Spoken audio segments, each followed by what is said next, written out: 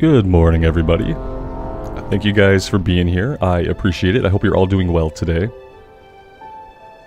Yeah, we're taking another shot at the Paladin today.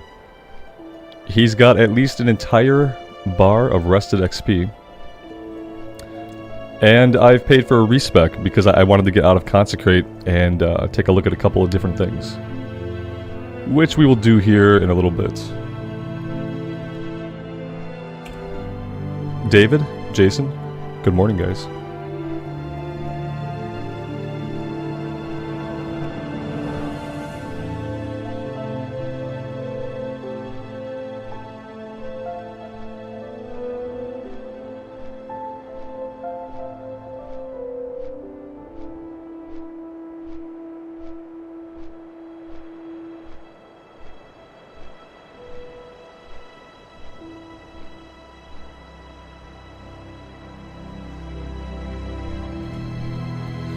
Galarak, good morning. Thanks for stopping by. Good morning, Jackie. Thanks for being here.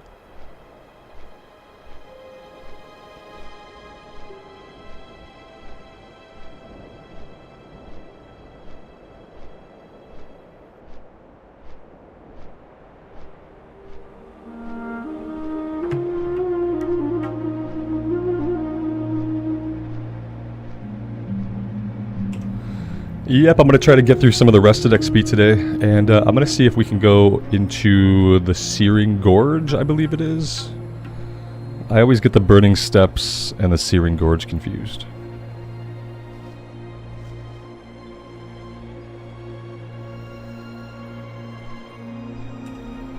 But yeah, I think it's the Searing Gorge. We have a couple of level 48 quests, some 49 quests, and I want to see if any of it is going to be like even remotely possible. And as part of that, we're going to do a little respec. I was really wanting to get out of Consecration. We never use it. And we burn so much mana that it's hard to think about using it. I did check out like a guide on Wowhead, and they were like, oh yeah, Consecration, use it. And it's like, you can't use it. It's too much mana. And when you're fighting one enemy, it's not worth it. So yeah, we're gonna spec out of it. Alright, we know for sure that we want Divine Strength. Let's get moving here while we do this.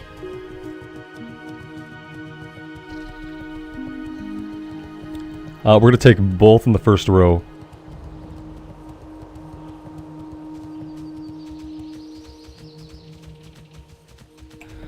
Alright, man. Yeah, you know, I'm kind of getting sick of the Seal of the Crusader spam, honestly. I'm kind of getting sick of the rotation. Maybe we go back into a Seal of Command type of thing.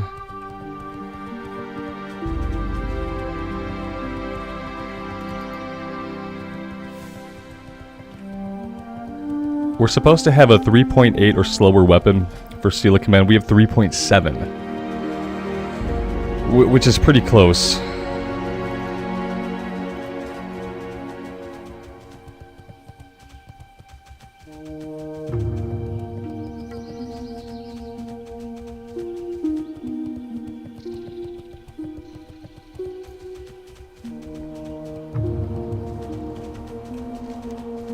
Nathan's mom, thanks for being here. I really appreciate it, and good vibes to you. Thank you both for hanging out. That's awesome. Thank you, Peggy. Thank you for being here.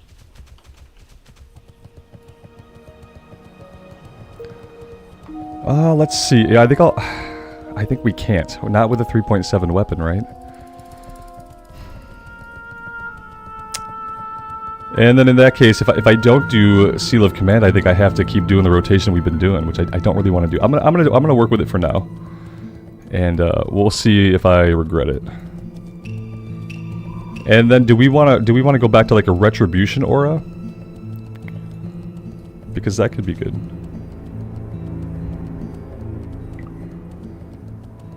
Let's see. Oh, we're heading over this way.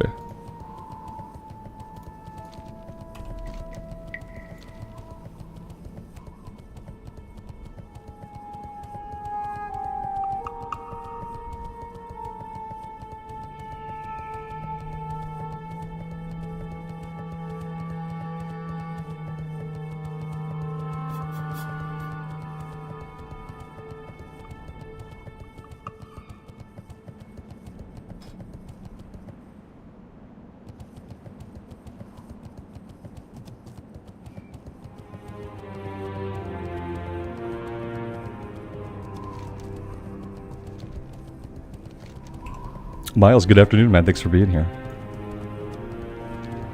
I think I like this. Yeah, we'll have a little bit of a better, like a bigger mana pool, and maybe that will help us with our mana issues. Ooh, look at these guys. Other than that, like, I'm kind of torn between Ret Aura and Sanctity Aura. I think I'm gonna go back to Ret Aura. Which leaves us 3. I don't really want to do a lot of Seal of Crusader. I'd like to not have to do that for a bit. You're an elite level 55. That's like the one thing in the zone that I could run into that could kill me, and I almost ran right into it. That's pretty funny.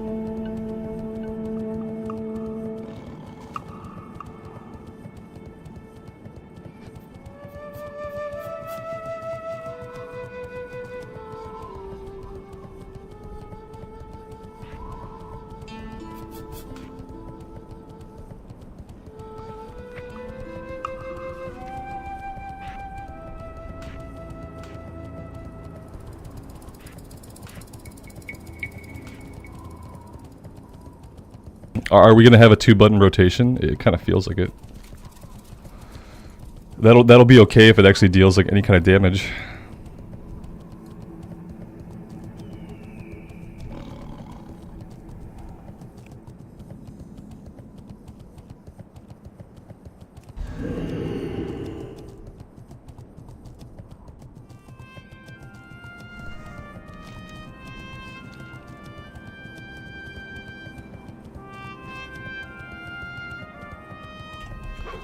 William, Patrick, welcome guys, thanks for being here.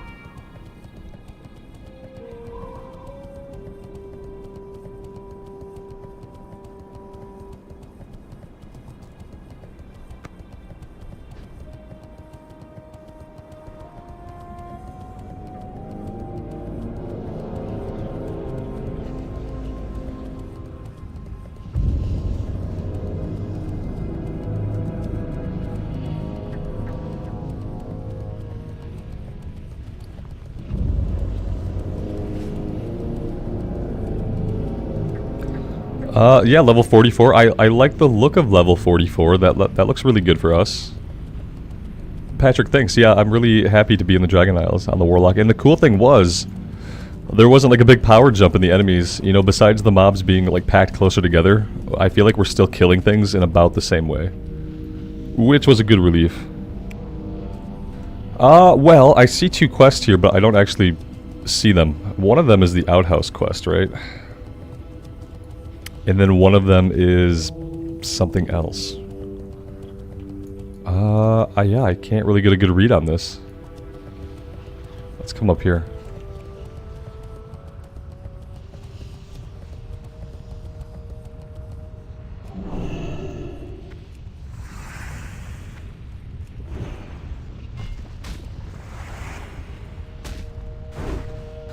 Yeah, I don't know if this spec is going to work at all, or if all I did was like seriously gimp us. But yeah, we'll find out.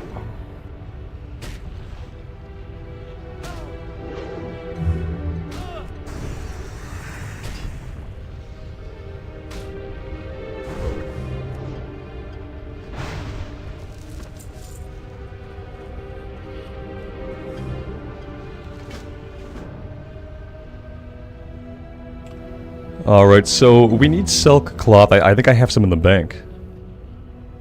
And then we're after geologist.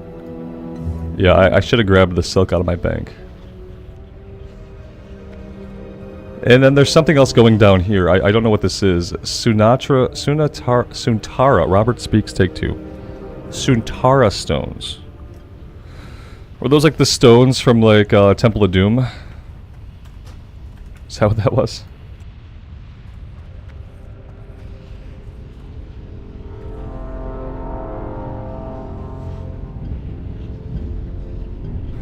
I'm pretty sure I have to like fight my way down there to do that one.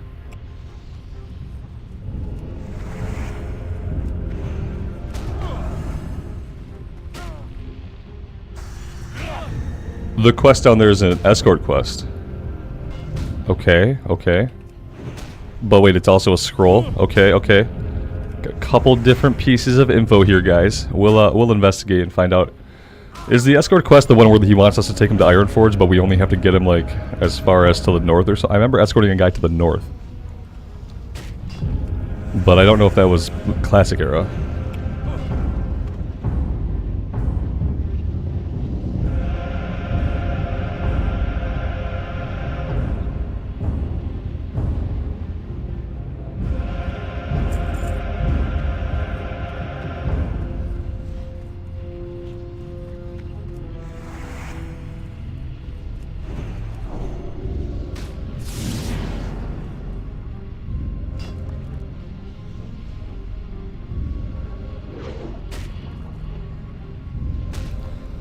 Careful of the NPCs in the tents, they're stuck and will evade.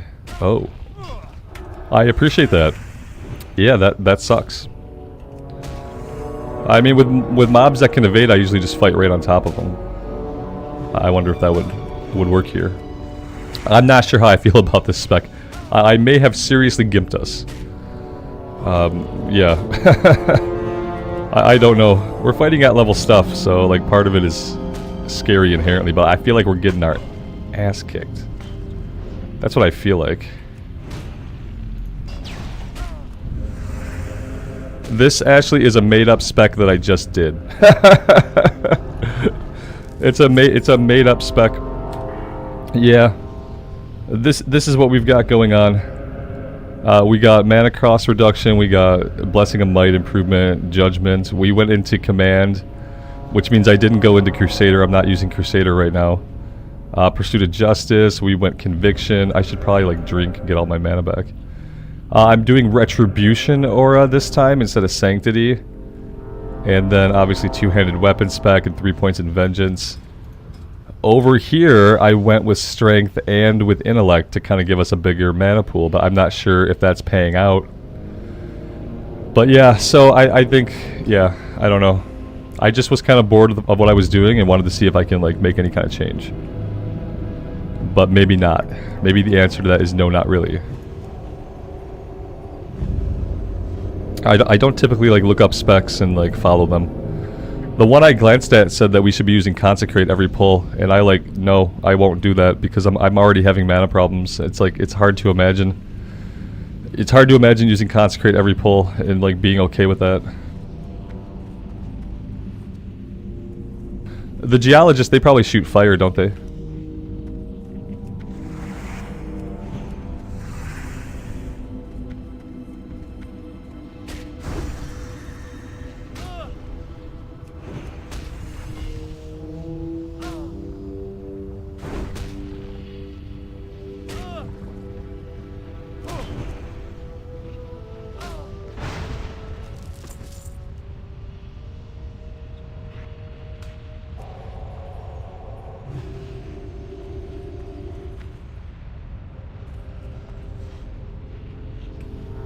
Okay, looks like it is going to be an escort. Yeah, I don't know about that. I think we're going to leave the escort for now, and we'll try to get the, are there geologists here? Yeah, there are, but they're like few and far between. Is there anywhere else to fight these guys? It doesn't really look like it.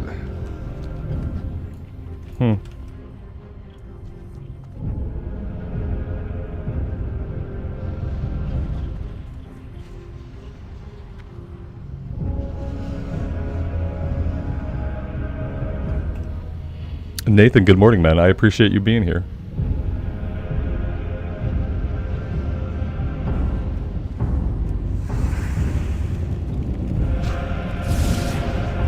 That's a nope.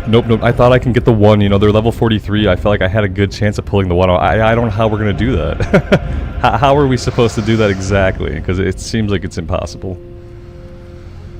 Oh dear. Okay, let's leave this area. I'm not going to worry about this one right now. I don't know. Maybe there will be like other geologists somewhere else that Questie doesn't mark. That's really all I can think of. Let's try to head. Let's check this out first. It says there are some over here. And then we'll try to get over to some of these other quests. And maybe they'll actually be possible. I don't know at this point. It doesn't feel like there are a lot of possibilities for our Paladin. Yeah, I'm trying to get on here today to see like if he's playable still. Like, can I do anything with the spec? Can I do anything with where we're at to make it feel like I can actually play him? Because it doesn't really seem like it. It seems like he's kind of well and truly borked. The guy gets sniped at the end? Jason, big spoilers, man. Now we know what's gonna happen.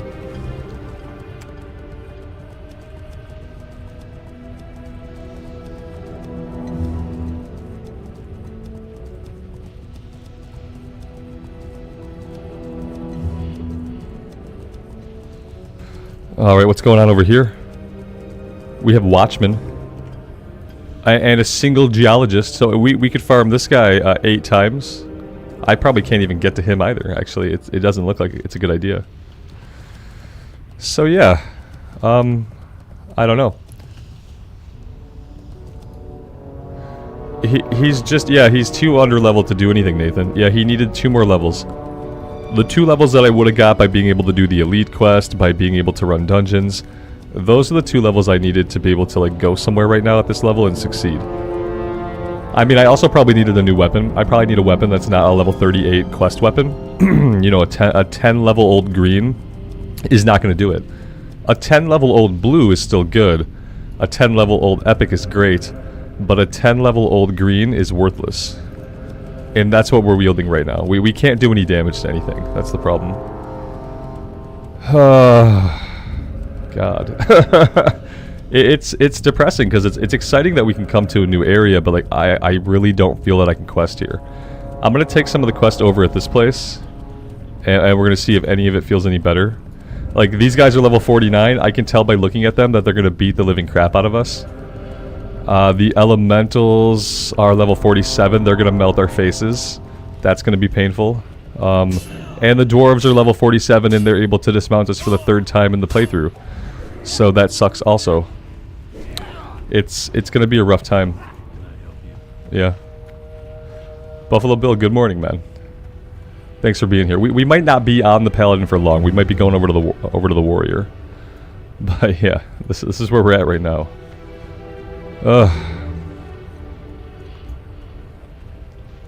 Oh yeah, I mean, Patrick, all I ever do these days is run, my man. That's all we do on the Paladin now is we run away.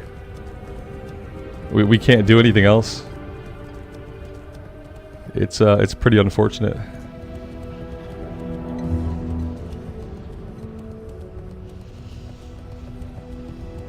Yeah, we would need a power spike, Nathan. Yeah, I'd either need to grind out levels, which would take about 100 hours.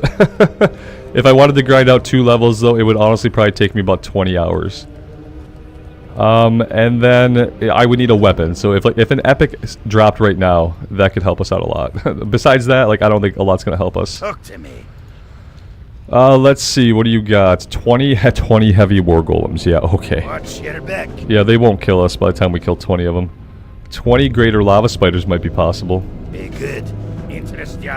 Incendosaurs are in those scary caves in the middle of the zone that I really hesitate to ever go inside of ever, because I've died in there every single time I've ever been in there. Off with you. So yeah, that's probably out. You got my and then what the flux looks like it's level 50. What's on your Let's see if we can vendor some stuff.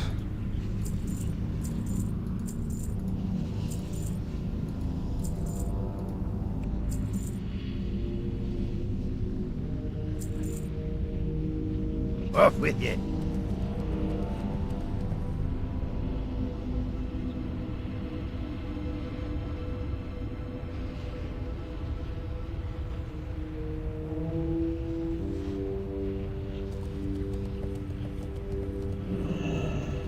I think there's one up here that we can take from this guy.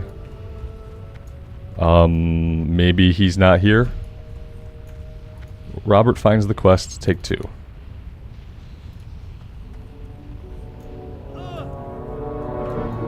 Okay. Yeah. Cool. Oh, it's a board. Of course it's an inanimate object. Why wouldn't it be? There we go. Nathan, that's Immersion. Yeah, that's the Immersion add-on.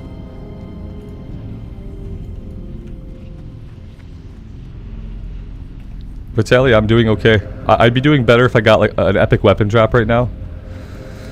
That would make me a lot better, but besides that, I'm doing okay.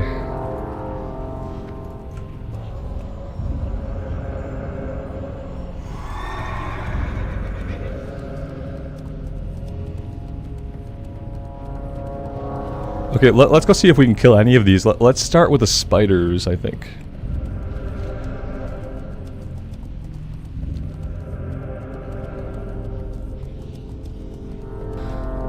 That's an elite. No. Oh god, they're level 48. Let's see it. Let's just see it.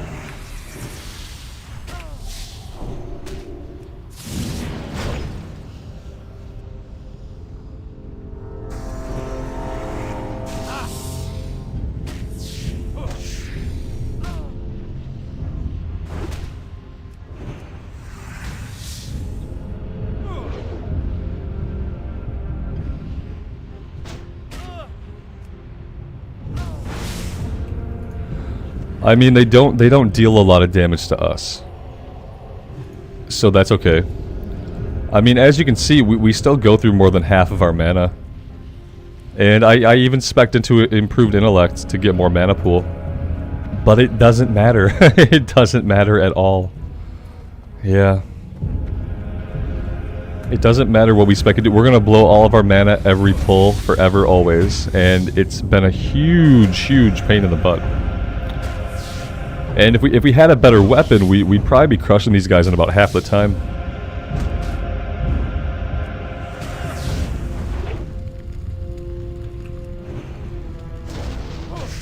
When I retire this Paladin, he's going to settle down to become a blacksmith in Booty Bay. We've already got it all figured out. Yep, and when I retire him, I'm going to transfer him off over to the Mankrik cluster, because at this point I put too much time into this guy for him to like go away forever. But what's going to happen is, like, if I have to retire him from this hardcore run, I'm going to take him over to Mankrik. I'm going to take him to the auction house, and I'm going to buy him the sweetest weapon that I can afford, because he deserves it. That's what eventually is going to happen. That's probably going to be like the successful point of this run, is where I give up on the run, where I get him over to Mankrik, and where I buy him the most coolest weapon he's ever owned. And then he's going to retire in Booty Bay after buying out all of the copper on the auction house so that he can start up his smithing business. That's what's going to happen. That's what I foresee at this point.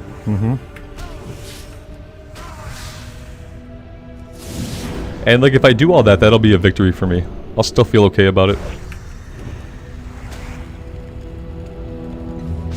Is it a significant damage loss to switch over to Wisdom? Yeah, you know, only because, you know, the thing is, man, like, I spec into Improved Might. And it's like, I could do a build where I don't spec into Improved Might, but yeah, I think it's going to be it's like 20% increase to Might. Let's see, Might increases our attack power by 138, so we'd be losing like 30 attack power or so if we don't spec into it. And yeah, like, I could spec out of it, but then it's like, where do I put those points? I have to get down into the tree still. I could spend them on deflection, which would make it so that we just take less damage overall, and then I could rock Wisdom. So 5, and then I could rock Wisdom. We forget about Might entirely.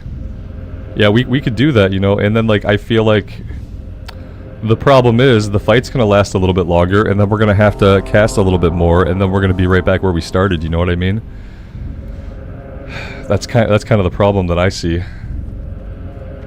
It's weird looking warrior abilities. Yeah, I know, right? Guys, a warrior is probably gonna have the same problem in this level range. Like, a warrior is gonna have the same problem.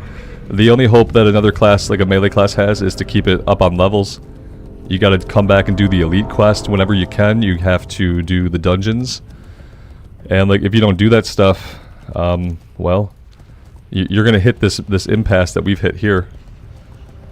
Nathan, I've played ESO. Yeah, and Final Fantasy. Yep. I have some attempts at ESO on the channel. I bounce off of ESO because it doesn't have a solid enough class fantasy for me.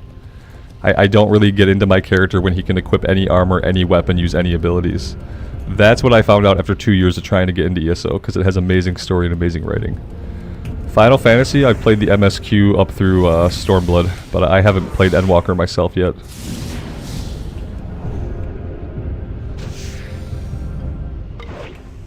How do I keep up with all the different tunes? I mean, I only have a handful going at the same time, to be honest with you. The active tunes right now are this character, the warrior, the dwarf rogue, and then my retail warlock. I have the Wrath Pally too. How I keep up on it, man, is I have a lot of time. Yeah, that's really it. I have a lot more time than most people have to play the game. That's probably how I keep up on all of it.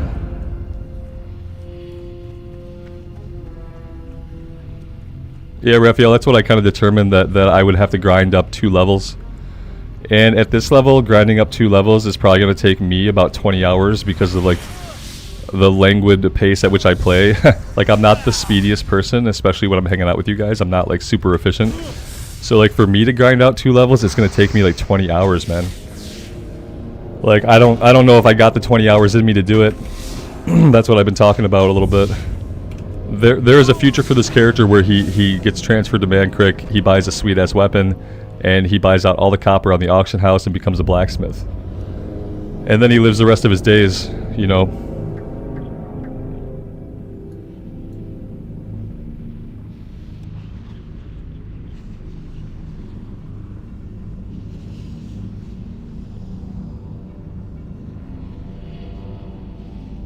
Yeah, as far as quests, we don't have a lot of options right now. Like, we can always go find mobs of like a specific level. And these guys actually aren't bad because they're higher level than us, but they don't deal a lot of damage. So they would be ideal for grinding, you know, like, they're kind of ideal for grinding. I don't really want to grind like that, though. That's kind of what I'm saying.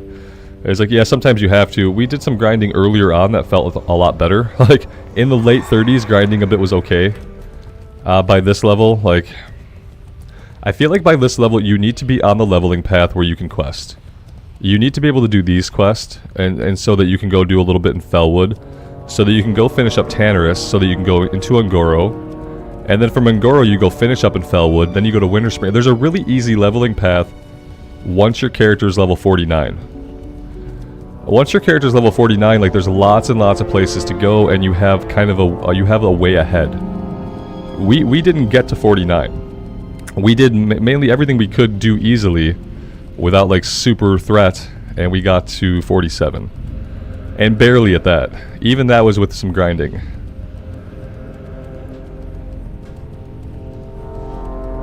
Yeah, we'll get Blizzard to turn him into the blacksmith vendor. Not even the trainer because he's not good enough, but he'll be like a blacksmithing vendor.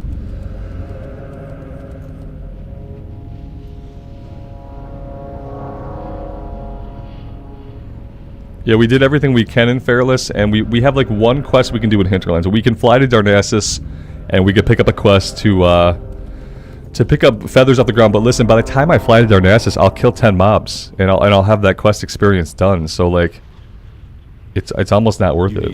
What is this? All right, isn't this guy a black dragon? Oh, spoilers. Listen to him tell his story. Okay. Yeah. Okay. I've read all this before. See you around. What are you looking for? Oh, whoops. For the Alliance. For the Alliance, says the black dragon guy. 4 globes of golem oil. Be careful. Mike, good afternoon, man. Thanks for being here. Well, let's see what the elementals do to us. I anticipate they're going to destroy us, but let's see.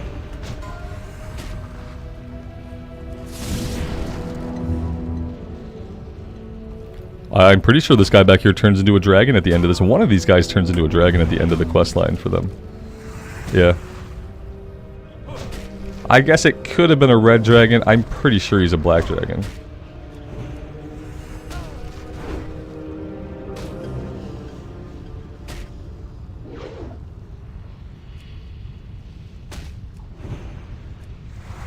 This feels about as bad as I thought it was going to. Yeah, we're down to a third of our health and a third of our mana on one pull. So, yeah. I don't know, guys. I just don't know. I am basically just, like, I'm absolutely, utterly convinced that, like, a caster is the way to go for solo self-found.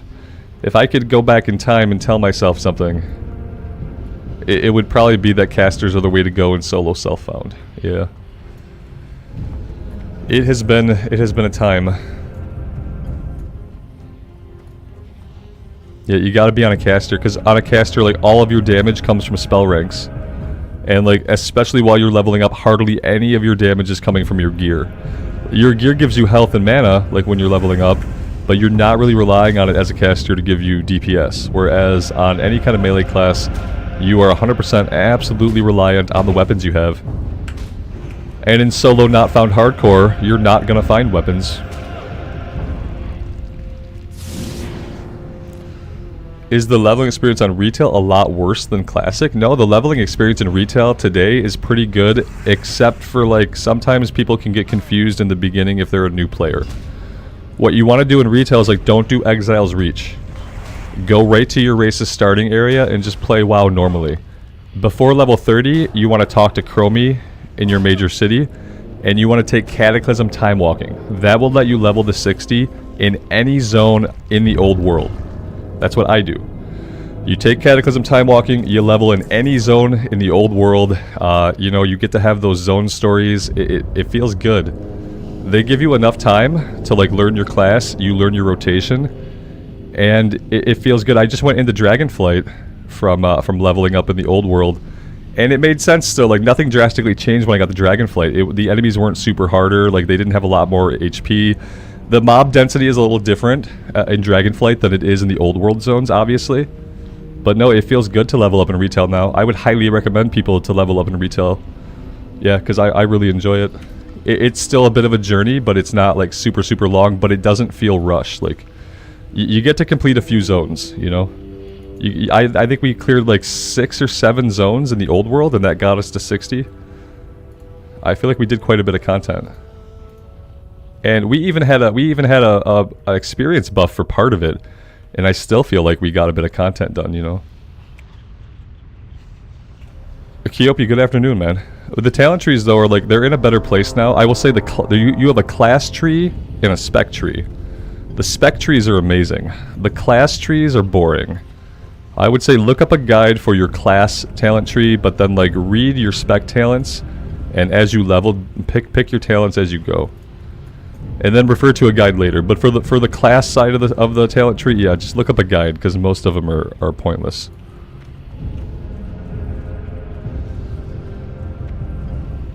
Solo self-found means you can't buy vendor. No, you can buy vendor weapons, Eric.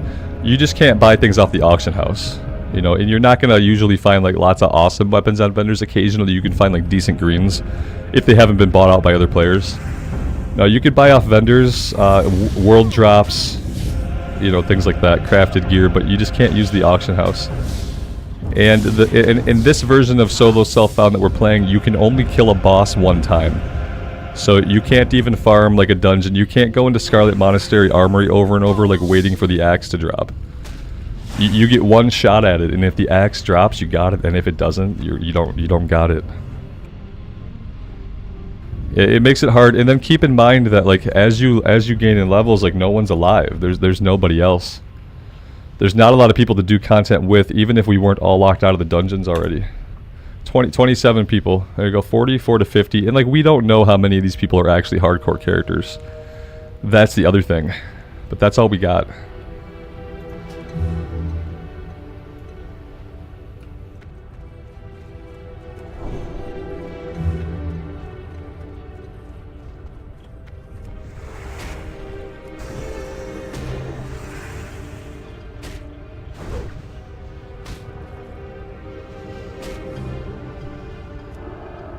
Yeah, Nathan, that's like part of the joke about the character like settling down and becoming a blacksmith. Part of the joke is the only way that I can keep playing this character as a hardcore character is if I pick blacksmithing back up and I go back into the old world and I do a bunch of mining. Yeah, we had blacksmithing until level 20s and I dropped it because I didn't want to deal with it anymore. Little did I know then that I would absolutely need it. Yeah, and so that's kind of the story of the character at this time. Like he gave up on blacksmithing in his level 20s. And then now in his level 40s, he's thinking about retiring and picking up the trade again. He's kind of sick of adventuring. He's sick of grinding on giant-ass spiders, and he wants something else out of his life, you know?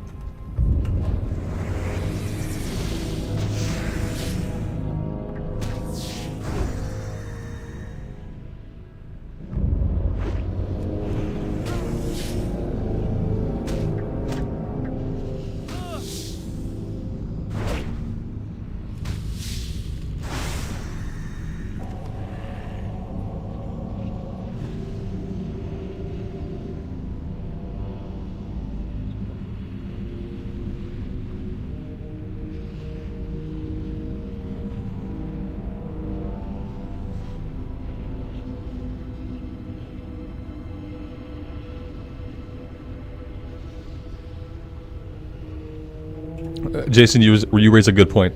Would it be quicker to try to farm up materials to make a weapon, or just try to grind up the levels? That's a good point. And I don't know the answer.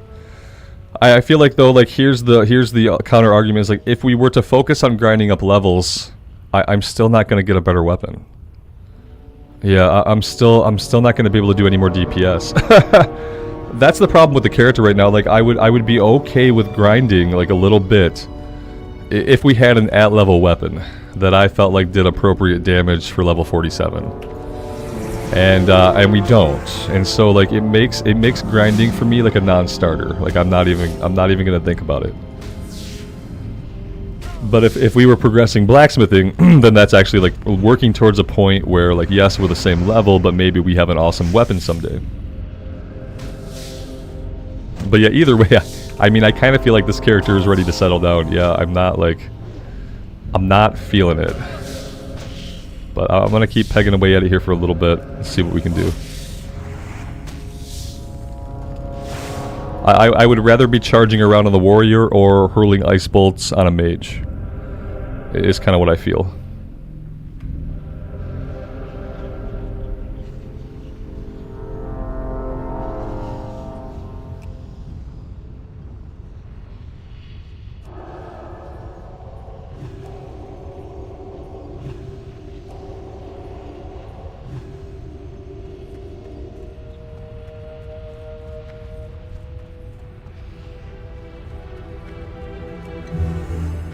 Yeah, I've kind of thought about that like as a way to start the streams, like just to get on the character and level up mining and blacksmithing to start the streams, and then to switch over to somebody else once I'm done with that. You know, as give people time to get into the stream, but also progress a character that's otherwise languishing. It has been a thing that's crossed my mind. And the thing is, like, we can work away at this, you know? We can do this. It just becomes very, very tedious, and more tedious than it needs to be. People will often say, well, that's classic. That's classic era. But it wouldn't be like this. Because we'd be rocking, like, an amazing blue weapon right now, and we'd be shredding these guys. That's what classic would be. Like, yes, the leveling takes long, but the every encounter doesn't always take this long. So that's kind of like my counter argument. Like, yeah, part of classic is that it is supposed to be like longer form, but when every single encounter lasts this long, like, it's too epic for every encounter to get us down to like a third of our HP and 0 mana. You know what I mean? It's a little bit too epic for every encounter to be that way. Yeah, I feel attached to this character too, Jason. Yeah, that's why, like, if I retired him absolutely from hardcore, I would move him over to Mankrik.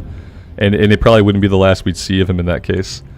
I think I would like to try to level his blacksmithing and mining up here, like on Bloodsail Buccaneers, to give him a chance.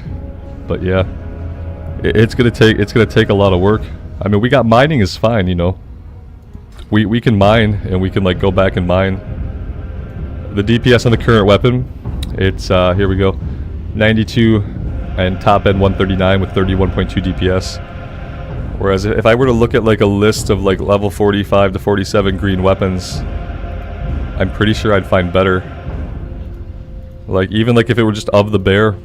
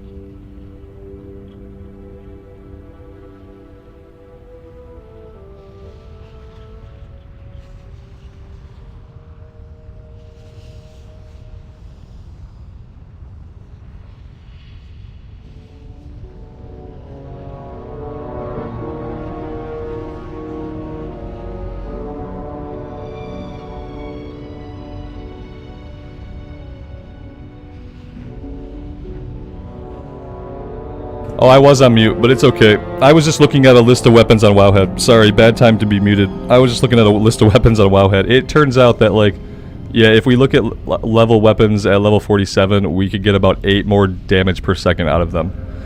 It's not a huge difference, actually. Yeah, it's like 8 more deep. If we're looking at greens at level 46, 47, it's like 38 to 39 DPS. Well, you know, which is more, but it's not like a crap ton more. Yeah, no, I was muted. But I was just looking at a Wowhead list of weapons, so... And it was off screen anyway, so you guys wouldn't be able to see it. Yeah, so... Right, so casters. That's all I can think of. So a caster is what you're saying would be more successful than anybody who's going to be a melee class, basically. Yeah. Yeah, I don't know, guys. I don't know.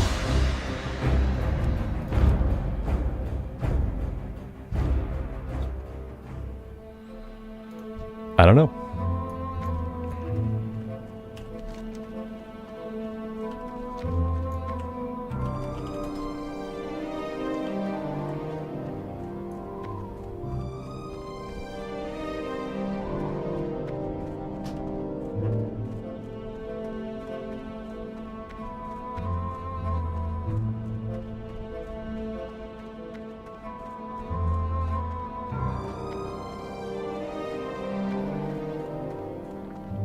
Yeah, Viper, it would be slower. I wanted to try a prot spec. We got an awesome blue shield when we were like level 39, an amazing blue shield drop for us. I was so excited. All we needed was any kind of one-hander to drop, any kind of one-handed green item. We never got it. And I never got to use the awesome shield, and we vendored it, and that was kind of like, that was the blow for me that maybe was the death blow of the character when I kept that blue shield for so long, and I realized that we were never ever going to get a one-handed weapon. And then we never got a one-handed weapon, and then I had to vendor the blue shield without ever being able to try protection spec. That was like part of what killed it for me, I think. Blood and yeah, we started this. I was having ADD the other day, and I fired this character up. Yeah, it was after I had the epiphany that really only casters had a great chance of succeeding at hardcore. Solo self-found, at least. Blizzard Official might be a tiny bit different because of the auction house, but I think that the few amount of people that get into the level 40s, the markup on items is going to be outrageous. And we're not going to be able to afford anything anyway. So, yeah. We should go empty our bags. In Wrath? Yeah, absolutely. A Mage is good anytime, in any version of the game right now. But yeah, in Wrath they're awesome. You want to go Frost Mage for leveling? Be safe. We put on boots, but she didn't cover her toes up. I don't get it. Macra, what do you need? Strength. Well, if we do a /2 now, it's like there's only between 1 to 5. There's only 17 people, which is it's a lot for it being like the middle of the day on a Thursday. I think it's Thursday. If we do 1 to 10, we have almost 50 people. Yeah. I don't know if Bloodsail is popping off as much as Hydraxian Waterlords these days. I think a lot of people thought they were going to get the Blizzard Hardcore like servers soon, and that didn't happen, so... I don't know.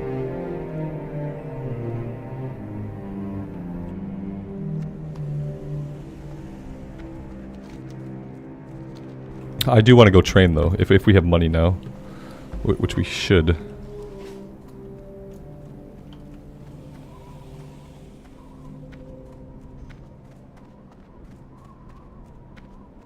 Don't be shy. Bye-bye now.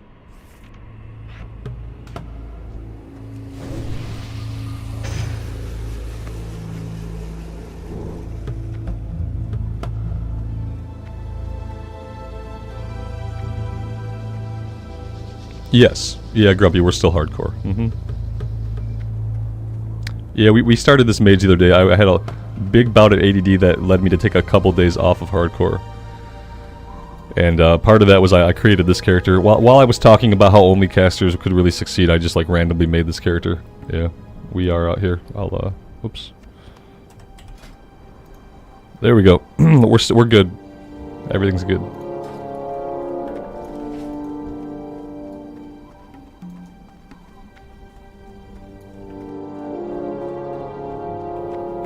Yeah, Mancrick's always busy. The thing about Mancrick and those other servers, like when you think about the other classic era servers though, you have to remember that that's not server population that you're seeing.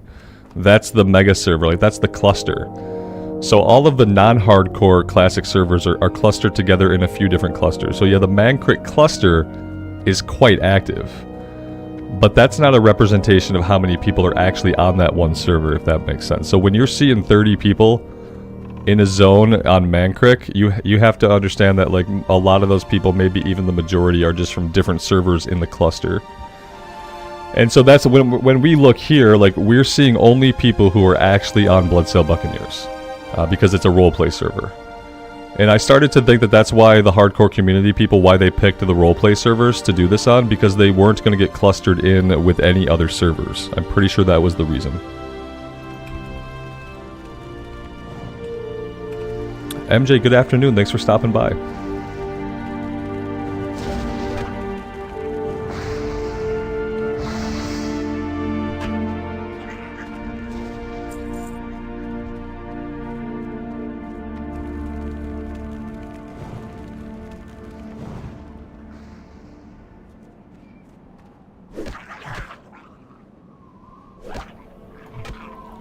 Do we want to do like enchant? Do we need the wand? We don't need the wand on the mage, do we? We only really need the greater magic wand if we're a priest.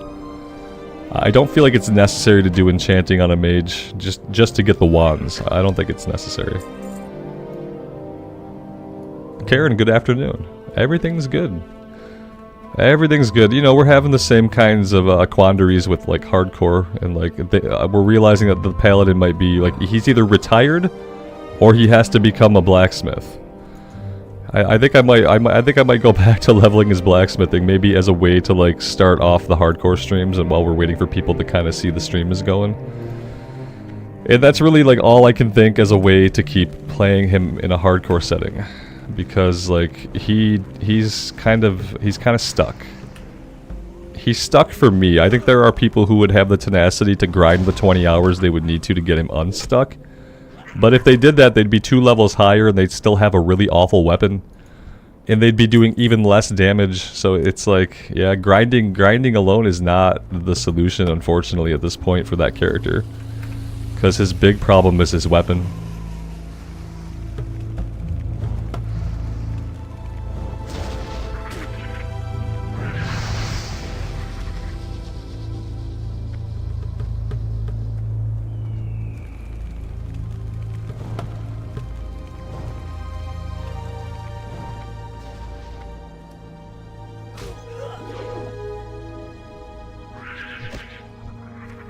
You know, I should probably have just sucked it up and kept playing the Warlock, because even though it was kind of like boring, like gameplay wise, it was super strong, and it was a caster.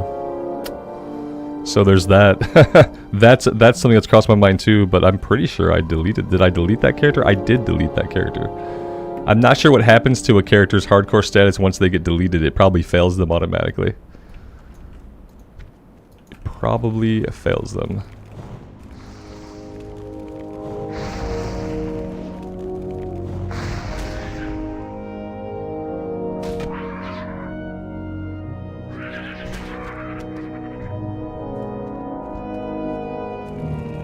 It doesn't fail them. Okay. Okay. However, I think I just revived a character the other day. So yeah, I don't think I have a revive yet. I think I got 5 more days anyway. Yeah. That would have been an idea, but I think I just revived. I revived the troll, our dead troll mage, to move her to Mancrick just to see if it would work. Lael, good afternoon, man. Thanks for stopping by. It's one of those days again, guys, where I don't really know what I'm doing. I don't really know what I'm doing or what I want to do. Like I want to be playing hardcore, but I'm like I'm not really sure, you know. I'm not really sure. Like, part of me wants to jump back on the warrior, but I'm like, why? What's going to be different? I ask myself. What can be different so that a warrior, a solo self-found, would not get stuck in the same spot that the paladin got stuck in? What would we do differently? It's like, okay, so yeah, I just, you know, and she's not even mining. She's been herbalism alchemy for the longest time, or herbalism skinning. So it's not even like we have mining and blacksmithing going at all. Oh, yep. I blame Blizzard for my ambivalence with hardcore. I absolutely do. Yeah, I'm gonna blame Blizzard for it. It's their fault, basically. Try a dungeon on a warrior. Yeah, I gotta get her through some questing in Westfall though before I can do the Deadmine stuff. Yeah, she'd have to go. There's at least 6 quests I have to do in Westfall to get the Deadmines quest chain. I'm fine with doing the dungeons, especially the low-level ones, but the problem is finding a group. Remember, like, when I stopped playing the Warlock, we had tried to get a Ragefire Chasm run. It took us 2 hours to find heals, and then our tank got himself killed before we were able to even begin the dungeon. So that kind of sucked. The Pally is stuck because the Paladin needs to be level 49 right now, or he needs to have a much better weapon. Because the amount of effort and time that it's going to take for him to grind out 2 levels with a crappy weapon is going to be about 20 hours. And then once I spend that 20 hours to grind out 2 levels, I'm still going to have the worst weapon in existence. And my life is going to get even worse after that 2 levels, because then I'm going to be fighting level 50 stuff with the level 37 weapon that we've had for the past 100 hours of gameplay. The Paladin is stuck in a way that is like now become for me deeply psychological. Yeah. I don't have any other way of explaining it. Like, the Paladin is stuck. And like, a person who is not me might be able to get them unstuck. Possibly. I think that they would suffer much. But it might be possible for a person to do it, but I don't know that I want to do it. I don't know that I want to grind for 20 hours just so that I can have an even harder time killing stuff when I'm done doing that. Yeah, it's stuck.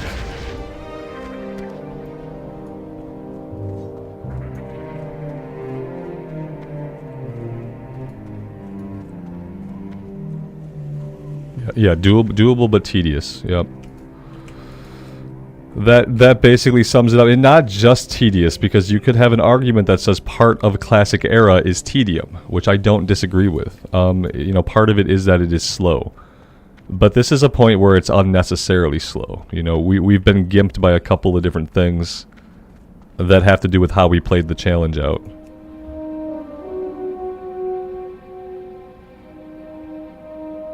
Bernie, thank you for stopping by the stream, man. I appreciate you being here.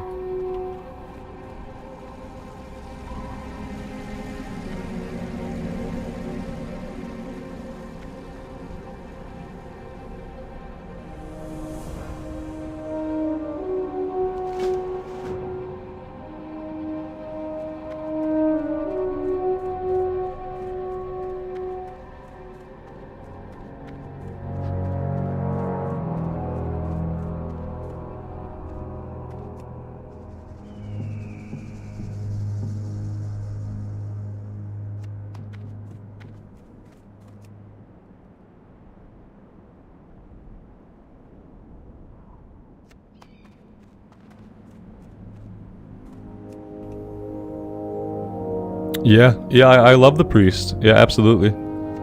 It's one of my favorite classes. Yeah, I ran a priest in hardcore, and she died in the elevator in Undercity. It was the worst. Other than that, she probably would have lived forever. I didn't think we were going to get killed on that priest. And yeah, priest is super powerful in hardcore. And they're a caster. So, you know, they're not affected by the weapon thing. My gnome warrior has herbalism and skinning right now, and we've been saving all the herbs so that we can eventually drop skinning and take alchemy. And we have all the herbs in the bank for whenever we want to do that.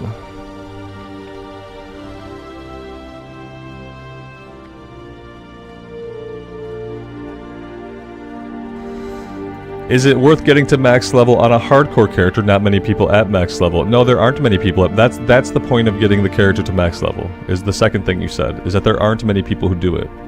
It's just a challenge. There's nothing waiting for you at the end of the road. Very few people will go on to do what are called hardcore raids, and mainly those are people who do them for content. But the biggest point of it is just the challenge of getting a character to 60 without dying. At least that's what it is for me. I don't have any endgame aspirations in hardcore era. I don't like 40-man raids to begin with, but if I wanted to do endgame stuff, I would wait till the new season of Classic Era coming at the end of the year, if I really wanted to do like a bunch of endgame stuff. But the hardcore mode is just for the challenge, and for the journey that you get to have along the way, you know?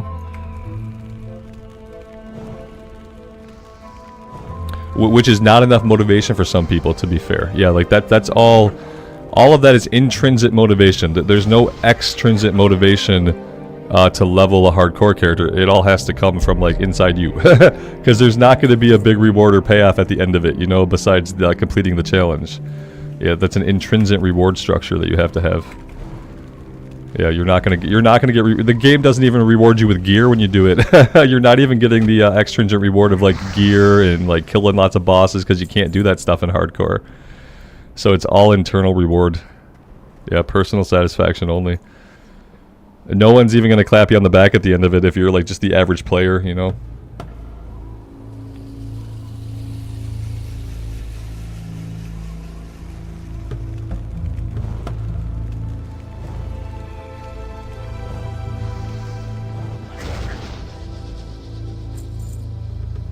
Buzzkiller, what's with the new character? My hardcore ambivalence again. We started this one the other day. I'm just messing around. I wanted to play hardcore today, but you know, the Paladin's well and truly borked, and I'm worried. I'm worried that the warrior might end up the same way. I'm like having a hard time with like the concept of like running any kind of melee character that needs a weapon in hardcore. Like I'm just having a hard time with it conceptually.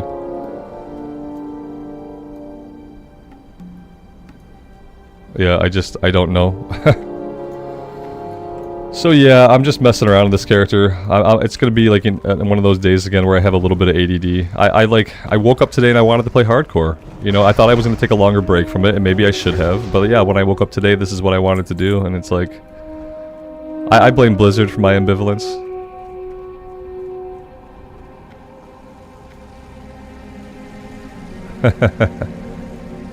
Yeah, we can't talk like that, Clint. Nothing happens off the stream. Yeah. So I don't know, guys.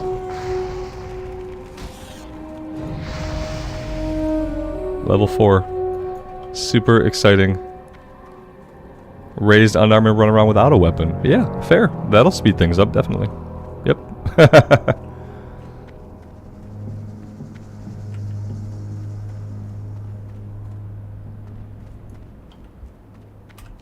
Yeah, like, yeah, to be fair, like, I should have kept leveling blacksmithing, absolutely.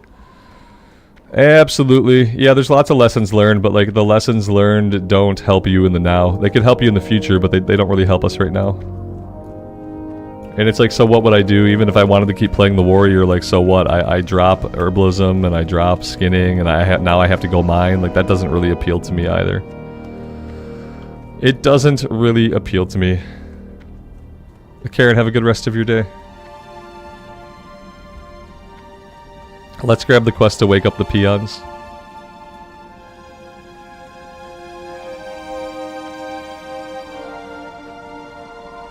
Thrall Hall.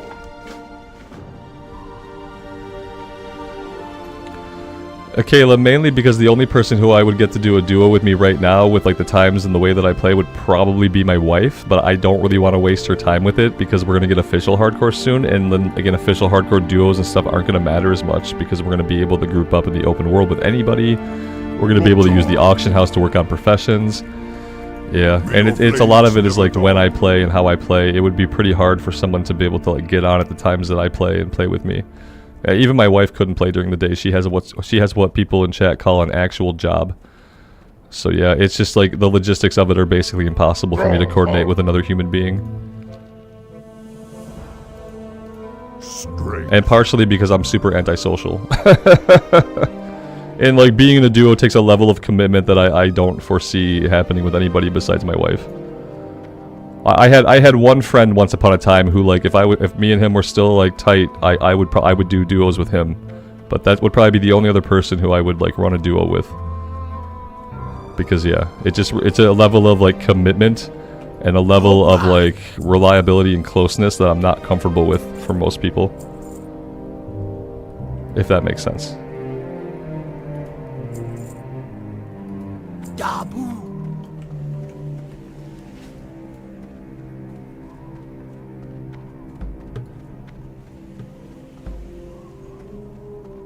Yeah, Walter, you can level up your professions and you can craft some higher level stuff. Like gold isn't going to help you very much because you can't use the auction house. So like I can't go buy a bunch of ore on my Paladin and like super level his black. I have to go get the ore myself. And if there's any other components I need, like if I happen to need leather for a piece for like a weapon, I know for weapons you need leather sometimes. It's like, well, I have a limited ways to get that leather because I can't use the auction house and I can't trade with other players.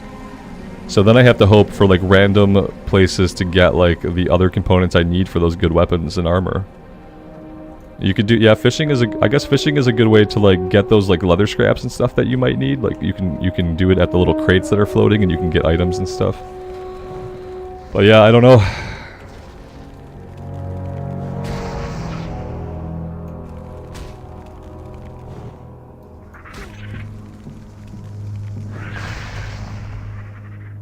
You can't trade with yourself either. You can't use the mailbox. I'm pretty sure you fail if you use the mailbox. Like you open the mailbox up, you probably fail verification.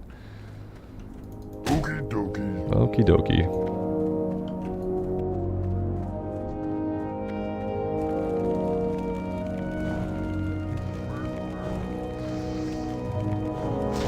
Yeah, some of the lines they lifted on the some of the lines they left in on these guys, I don't know about some of the voice lines that are left in the game. It doesn't let you open the mailbox. That's good. That's better. It's better than like letting you open the mailbox and then like failing you. That's good.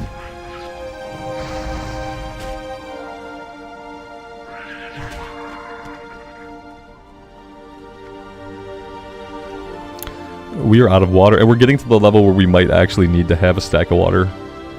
I don't know when we learn how to conjure water, but I hope that it's like relatively soon.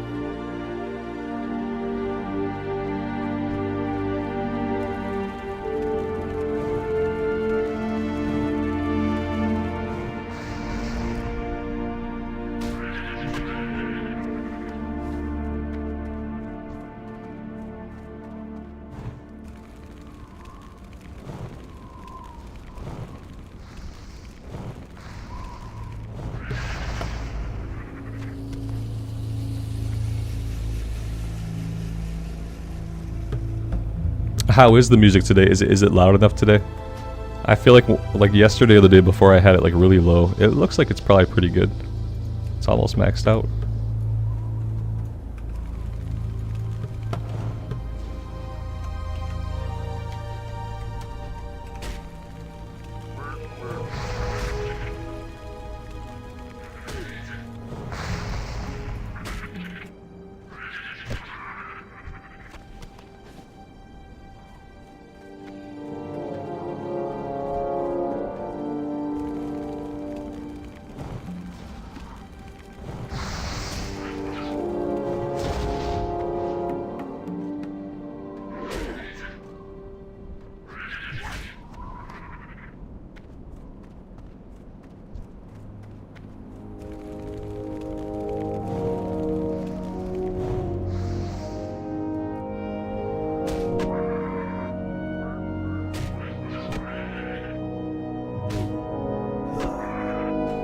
Yeah, Mallory, we ended up on the Mage today.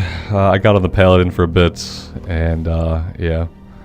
Just kind of like reiterated to myself how he is just kind of stuck right now without like blacksmithing being super leveled or like an awesome weapon randomly dropping. He's kind of stuck.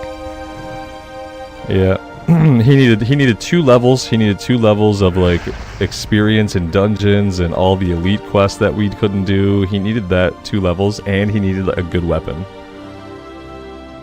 And if he had that, he'd be great.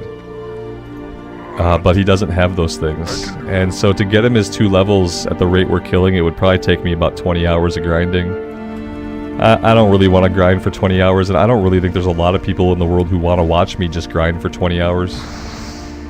Because I'd probably have to do it largely in the same spot.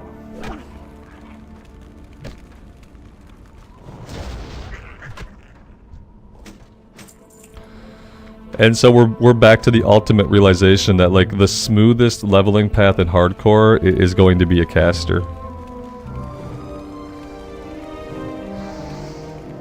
Because then like as long as you can level up, you will get more powerful because you'll get spell ranks eventually. So like as long as you can keep leveling, you're fine. Whereas like on the Paladin, even if I grind the 2 levels, so what? Now I'm level 49 and I'm using a level 37 mace. Like, I just compounded my own problem.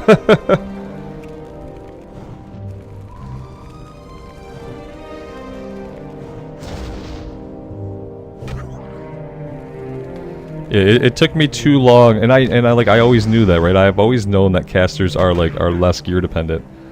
But it took me such a long time to like accept the fact that like that's what you need to be in hardcore.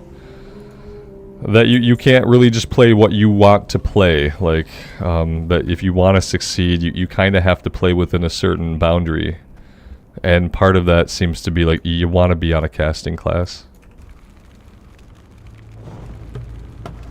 The Druid's pretty good without gear? Yeah, I believe that. Yeah, I believe that, absolutely. The Druid would be, like, if I wanted to be a melee, I'd be a Druid, yeah.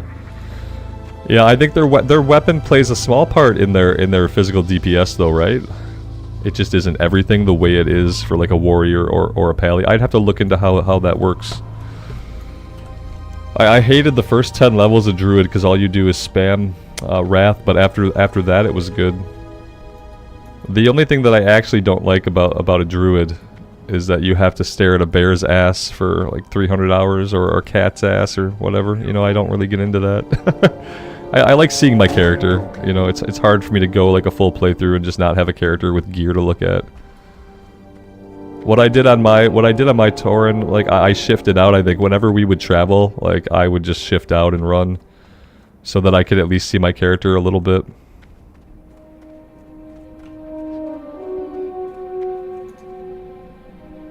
Are we just looking for peons now? Yeah, I think we're just looking for peons.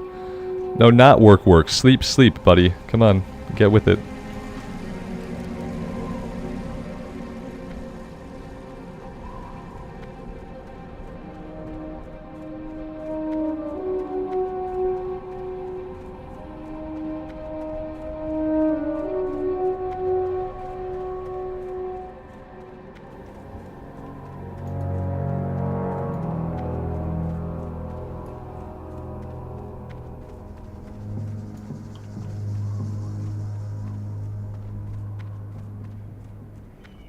Yeah, I think the rogue though is going to encounter like a similar problem. Like you still are going to want to have good weapons, and unfortunately with a rogue you're talking about getting 2 good weapons. You know, you need one for each hand at that point. I think I'm going to have to just stay away from melee classes. I don't know how else to handle it. And like that's okay. Like I like the mage a lot. I really enjoy priest. So yeah, there are caster classes that I like. But my main like gameplay style is to run in and hit things with a big weapon. Kayla, my favorite mount? I've never been a big mount person. Yeah, I'm not a big collector of either mounts or transmog. I liked the Drake mounts that you could earn like starting in Wrath of the Lich King. You got like the Golden Drake and the Blue Drake. I liked those. I liked mounts that were kind of cool but that I was able to like get from a dungeon or earn through a quest line. Speak, friend. But I've never been a very big like collector. Be safe. Okay, Thrasil's pick. The rogue would have fixed damage with bleeds and eviscerate, and probably poisons too, right?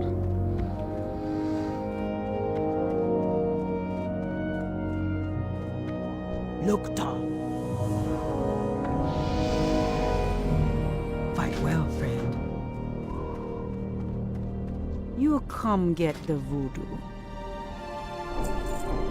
You be careful, man.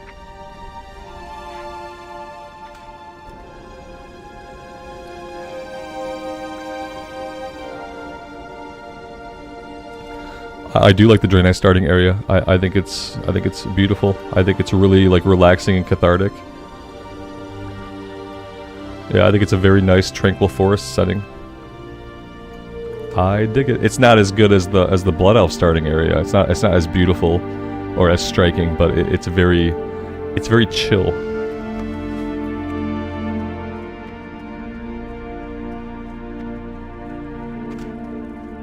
What do you need?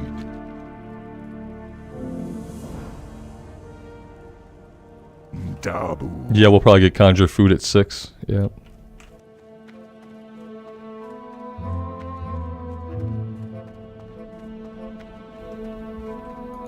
Speak, friend. Yeah, I mean my favorite starting zones are Mulgore and Elwyn Forest, and then of course the Blood Elf area. If we're going into like Burning Crusade stuff, then the Blood Elf area is definitely in there.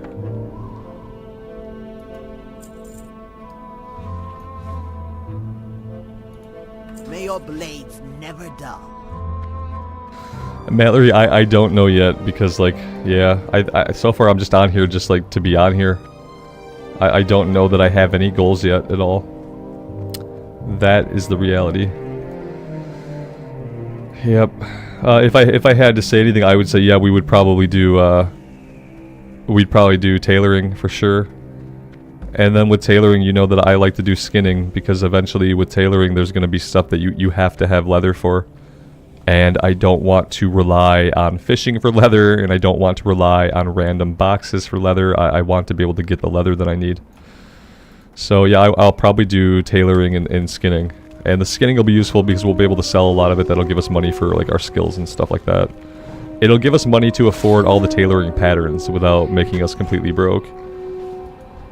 For a priest, Mr. Jackpots, you really want tailoring and enchanting. And then as you level the enchanting and make green items, you'll disenchant those to level up your enchanting. Your goal is to make the lesser magic wand right away, and then to make the greater magic wand at level 13. Because with a priest, you're going to wand a lot, which is a fun part of their gameplay, is that you're going to rely on your wand quite a bit. So you want to make the greater magic wand right away. But if you're doing hardcore, that's as far as you can go with enchanting. Like if you're in hardcore, you can't take enchanting any higher than that as far as wands. Because you need something from a blacksmith, and since you can't use the auction house and you can't trade with players, you can't get that item from a blacksmith. So what you do is you level it up, you make the greater magic wand, and then you drop enchanting, and then you take skinning.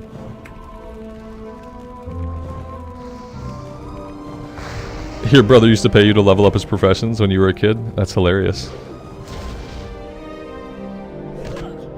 Oh, if he's not on hardcore, then you can just keep enchanting, yeah.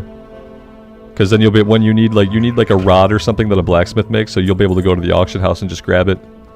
As the game should be. As the game should be.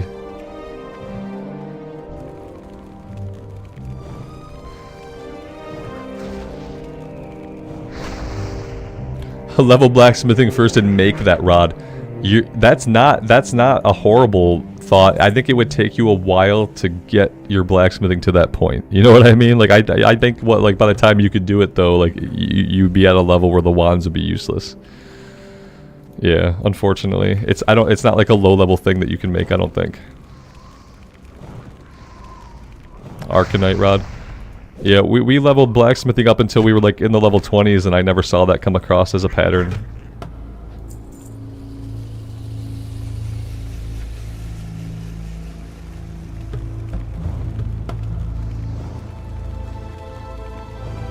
I guess I could put like Frostbolt out on my bar. That'd be a smart move. Let's do that.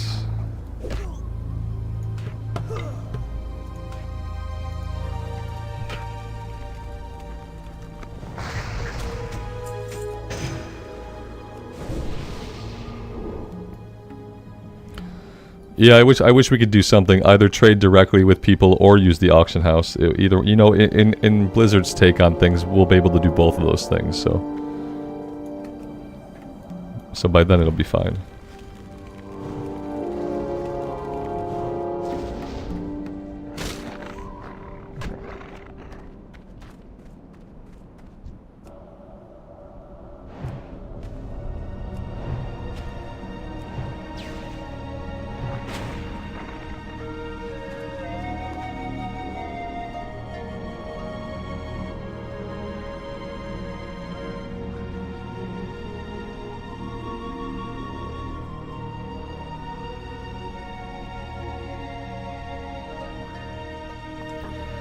If we level this one and we get into the level 30s, we're gonna try AoE. We're gonna try some AoE farming. That's the other thing, is I think if I could learn to AoE farm with Blizzard, then I would be fine grinding levels sometimes. It seems like a funner and more efficient way to do it. Yeah, Queerub, it's hard to play without the auction house. It's hard to play a lot without the auction house and without having the ability to do dungeons. It's like you're missing two big parts of the game. And also not being able to group up to do like elite villages is also like a big chunk of the game just kind of missing.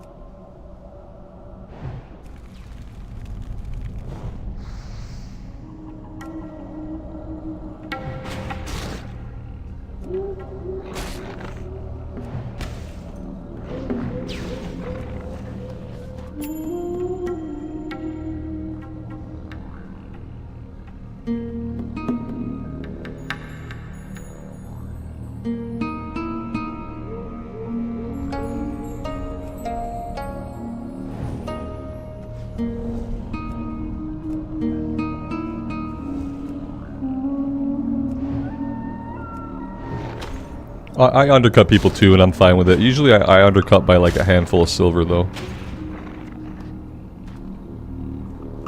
But still, yeah, I'm all about undercutting people when I put stuff up on the auction house. I feel like that's the name of the game. I always assume that they then like will undercut me the next time around. And thus we drive the price down, you know? That's just good for consumers.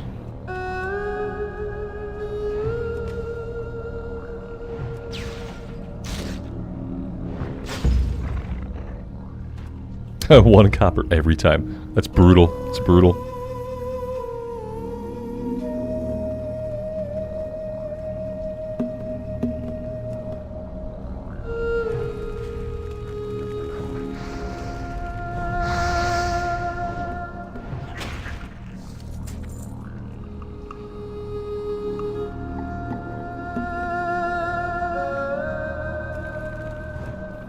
Alright, so the pick is down here. I don't know where the named guy's at.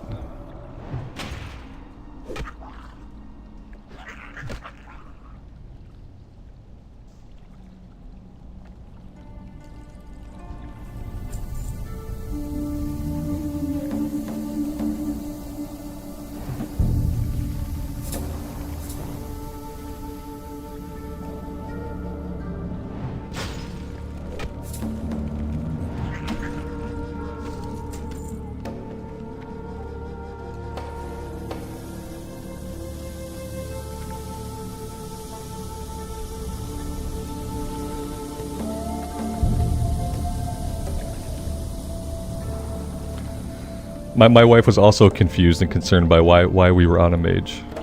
Yeah. She caught the part of the stream and didn't know what I was doing, needed to come find out. I think she's worried about the Paladin.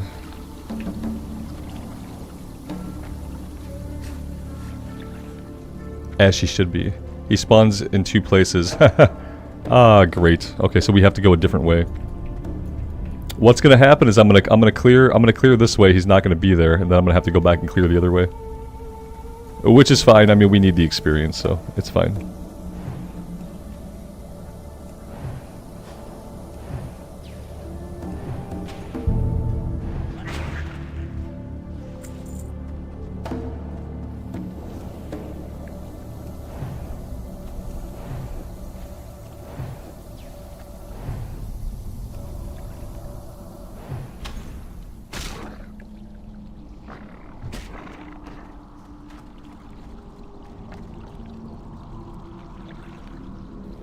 This is hardcore, Season. Yeah, like, if you look at the thumbnail to the stream, if the thumbnail says hardcore, will always be hardcore. If there's ever a point, like, during a hardcore stream when I decide to go with a non-hardcore character, I will change the title of the thumbnail, so that people know what we're doing. But yes, we started this one the other day when I was being, like, really ADD and ambivalent about what I wanted to do in hardcore. And then when I woke up today, I really wanted to play hardcore. That was like what I wanted to do. But it turns out that the Paladin might be retired. And it turns out that the only great way to go in solo self-found hardcore is probably to be a caster of some kind. And so here we are. Yeah. I really loved the mage that we got killed at level 26, and like had I been streaming that mage, that mage would still be alive and probably would be level 60 by now. But I was doing a recorded series, so like you guys weren't around to tell me to stop going into the town hall building over and over and over again until I got killed.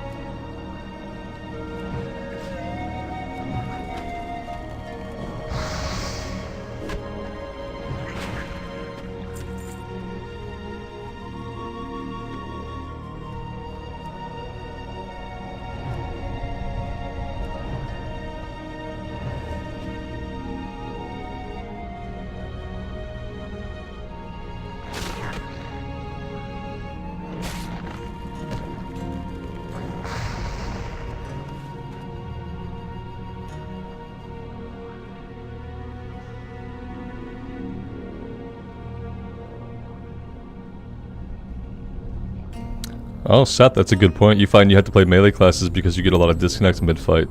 The melee class has a chance of finishing while the caster just stands there and dies. Yes. That's true. Yeah, if you're trying to do hardcore and you know you have those kinds of problems, that's really smart. We've had 2 disconnects that were just like internet hiccups. One of them was in a melee combat on the Paladin where when I got back in he had killed the mob. And the other just happened in the water. Oh, we had a flight disconnect too that dropped me like near a Murloc island. But thankfully we were safe. But yeah, I have a pretty solid connection most of the time, but you have a point. Mm-hmm. Yes, that is a good point.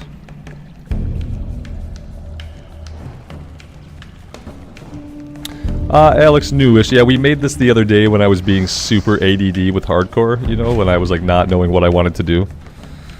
And today I woke up and I really wanted to play hardcore, but we got on the Pally for a bit, and I've kind of determined that the Paladins, for me and how I am, the Paladins probably stuck. And it brought me back to that thought we were talking about, how like casters, like anybody who's a caster is going to have a better shot at getting through the challenge, because we're relying on spell ranks and not on randomly finding a weapon. Jeffrey, what's my least played class? Probably Warlock. If we're talking about classic era, Warlock, Druid. Warlock, Druid, Hunter. If we're talking about classic era. Yeah, those overall, just in general, probably Warlock, Druid, Hunter are my least played. Rogue is up there, but we've been playing more and more Rogue recently, so the Rogue is like slowly coming off of that list.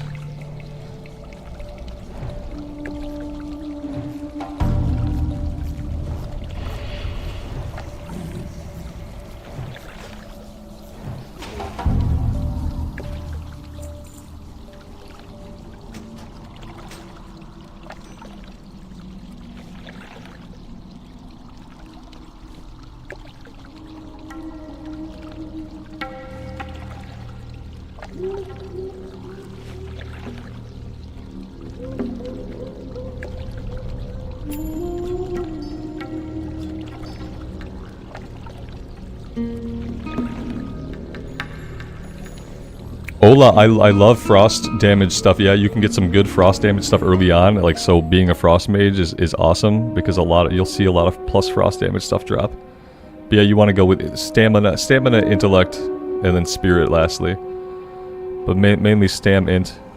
And then the frost damage is always great if you can find it. Absolutely.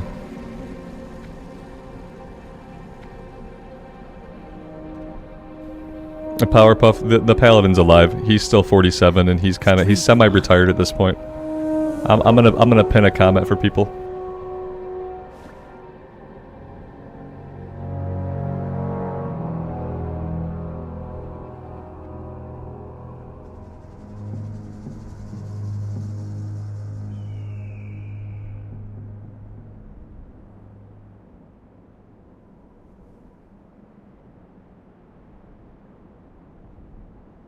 There we go. May your blades never dull. Let's go sell stuff.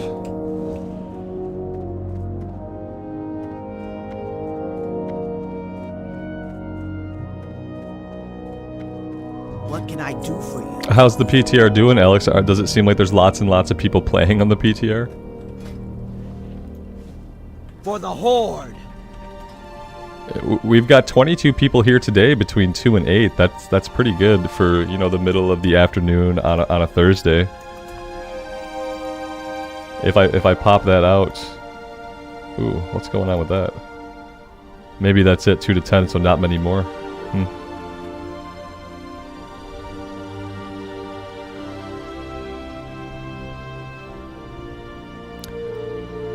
Yeah, the last 13 levels on the Paladin, yeah, you're right, Mallory, it's going to be about 150 more hours. You know, people are like, oh, you're almost there, you've only got 13 levels to go. It's like, nah, not at the rate that we're fighting stuff and not at the rate that we're able to quest. At the rate that we're fighting and the rate that we're able to actually quest, we've got like 120 to 150 hours. Durotar. And it wouldn't be like that on a character class that was killing stuff like appropriate for its level. It wouldn't feel that way. Are we done with everything here? It seems like it. I don't like not being level 6. Let's see if we can go get level 6 really fast before we leave this area. I don't feel like I did enough fighting here. 40 to 60 is twice as slow as 1 to 40. Absolutely. Yeah, and a lot of people don't realize that.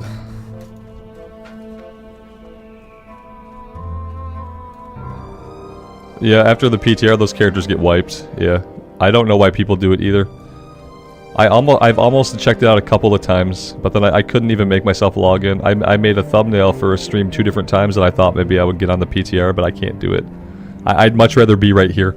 At least no matter what I do with these characters now, like, they get to keep living. Even if, like, I decide to take the Paladin off to Mankrik, like, the great thing is, like, the 250 hours I put into him so far, they don't have to disappear. Like, I can take him over to Mankrik, and I can level him there. He could at least continue to live his life. So yeah, but, you know, in light of that, like, I can't bring myself to level something on the PTR. Because that character is gone. It's just going to be gone. There's no way to do anything with it.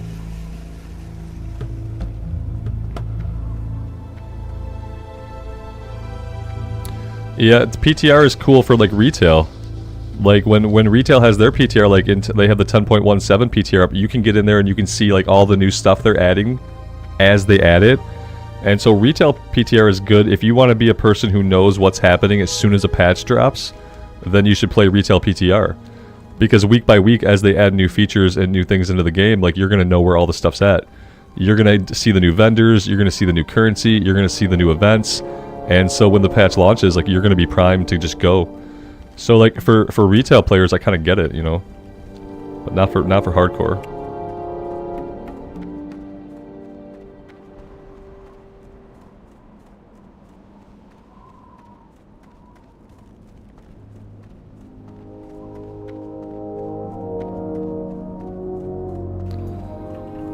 My wife has brought me some pizza, so I might turn my camera off here and eat some of it as we travel over to Senjin. Let's see. Fire Blast, Fireball, right 2, Conjure Food, there we go. Good to meet ya.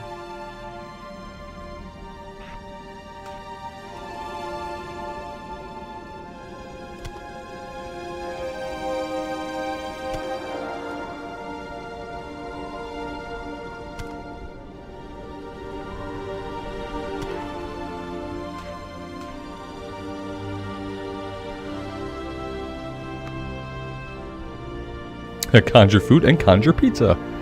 Yes. Yeah, I think I'm gonna go camera dark and mute myself as we travel here. That was Cataclysm, Mr. Jackpots. I'm pretty sure Cataclysm put them in their own little starting area. That was when they got the Druid class as well. Alright, yeah, here we go. We're gonna go down to Sen'jin first, and I'll grab fishing down there probably too. Alright, I'm gonna turn my camera off here and mute myself. I'm gonna eat. I'll be back. I'll see you guys on the flip side.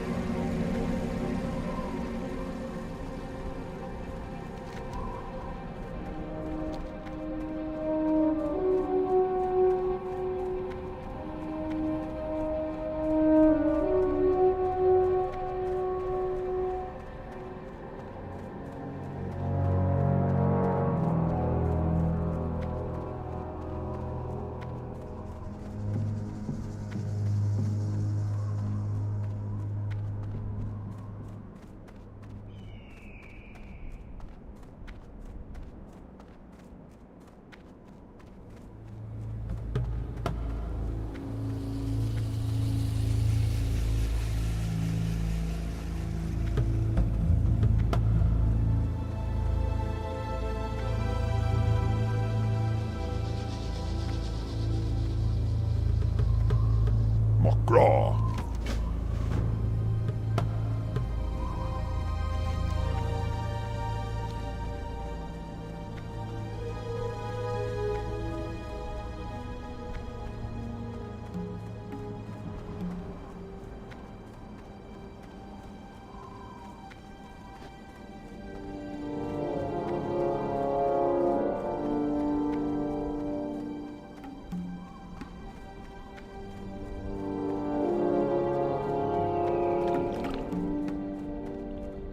What you want? Be seeing ya.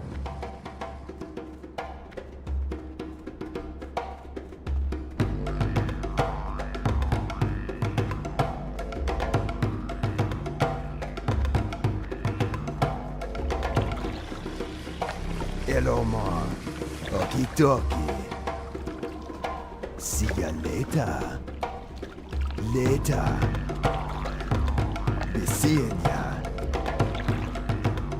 Greetings, man.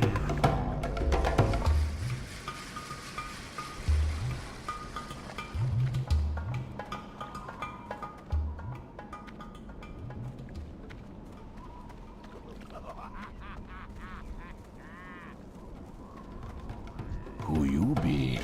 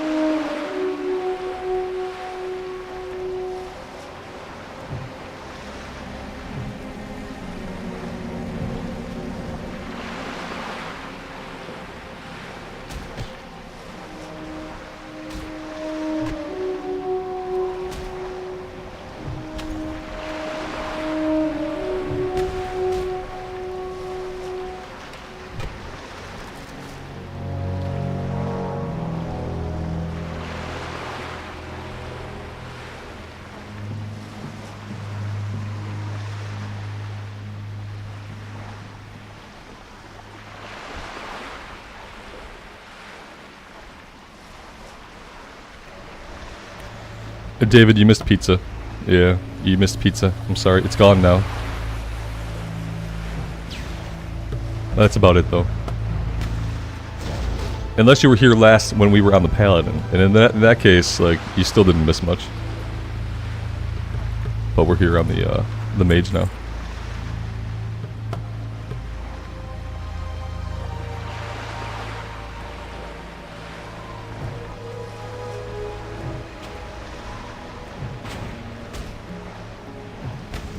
I ate it so fast that I hardly noticed. I think it was pepperoni, sausage, and maybe a couple other things. I'm not sure. I inhaled it, so it tasted very good. It was tasty pizza. Yeah, it was the kind of pizza that I like. There was no pineapple. I would have noticed that. I don't mind pineapple. I don't like when pizza has like barbecue sauce on it instead of like pizza sauce. Like, to me, unless you have pizza sauce, it's literally not a pizza. It's like a different type of pie. So you can have like a Hawaiian barbecue sauce pineapple pie, but it's not a pizza though, because a pizza implies that it has pizza sauce. Just my 2 cents. But I don't mind pineapple. So what I do, if there's pineapple on a pizza, I pick them off and eat them, you know, independent of the pizza. So I like pineapples a lot, but I don't know if I want it in the same bite as everything else. And again, yeah, I don't like pizza that they replace the pizza sauce for barbecue sauce. I think that's like kind of not great. I get that it's like a whole type of pizza, but to me it's not pizza. To me it's a type of pie. But it's not a pizza pie. Yeah, it's a type of pie. Yeah, and usually it's like a Hawaiian, they call it a Hawaiian pizza.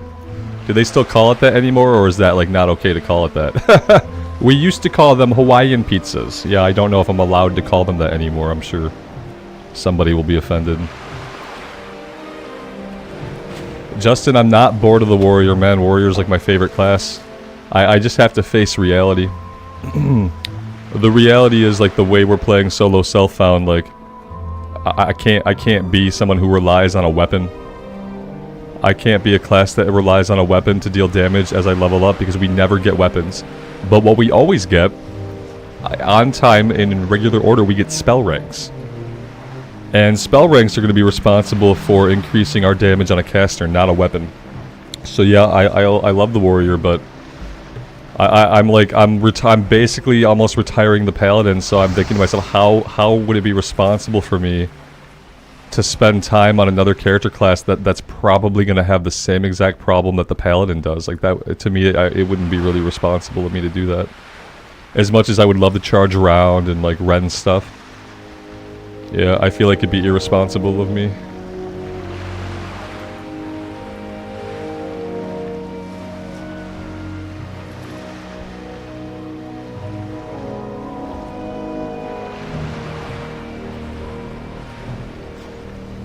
Alfredo? I mean, on a pizza?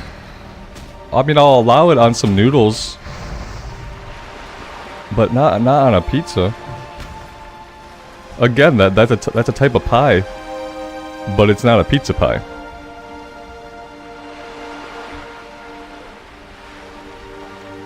Yeah, Mallory, I don't even think I'll play a melee on the official. It's gonna be alleviated a little bit, you know what I mean? Keep in mind that just because we can do dungeons more often doesn't mean there will be anybody in the level 40s to do them with. Even though we could possibly... We saw how hard it was to just get a group for Ragefire Chasm. It took 2 hours to get a healer. So if we're talking about dungeons like Zul'Farrak and Ulamon, like kind of where the Pally's at, you know, are there going to be people willing to heal and tank those runs? I don't believe that there will be very many of them, and I think our ability to get items from dungeon runs is still going to be pretty limited, even in official hardcore. And I think what'll happen is, since there are so few people who get into the 40s and 50s, any weapons on the auction house at that level, because people know how valuable the weapons are, they're going to sell for astronomical prices. That's kind of what I see. Yeah, it would be a little bit easier to level a melee, but you're still going to get to a point, I think, where getting weapons is going to be like luck of the draw. And you may or may not end up with a decent weapon. I've had to think about all of this because I really don't want to waste 300 more hours. So like I'm really trying to, and it seems like I'm thinking negatively about all of it and coming up with all the reasons why it can't work. But that's kind of what I have to do to see like the reality of the situation. Yeah, most people are dead by 20. Now on Blizz's servers, it might be a little bit different because people will have the ability to group up. I will say that grouping up does not stop you from getting killed. Yeah, it's gonna help a lot. But I honestly feel like people might get killed more often because if they get into a group, they're gonna be like overconfident. And then I feel like people will get killed that way. Who would buy it? But Alex, when they do buy it, it's gonna be huge. I think like, yeah, there you'll see like a blue weapon, it'll be like 100 gold. Like that's what I mean by like a lot. It won't be astronomical. It's not gonna be like 700 gold, but it'll be like 100 gold, you know, and like at level 40, you've just got your mount, you know, you just saved up 100 gold for your mount. I mean, we didn't, but somebody would have. And so yeah, I kind of feel like that's what'll happen. They'll be very pricey. You know, you'll be able to get them, but it won't be like a little shopping trip to the auction house like it is today. It'll be like of the bear green axe level 45, 70 gold, you know, something like that.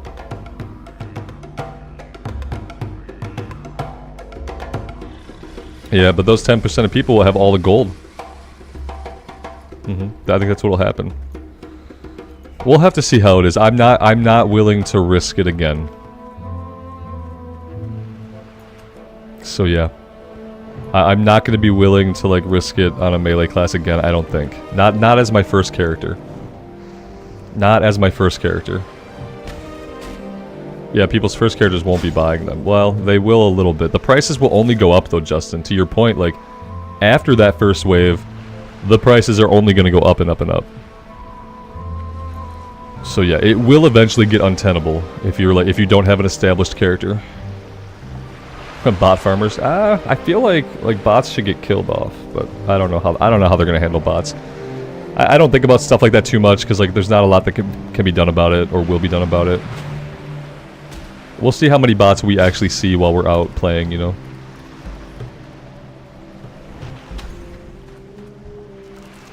Yeah, no, I think the first character. Oh, thanks, William. Yeah, our buffs are down.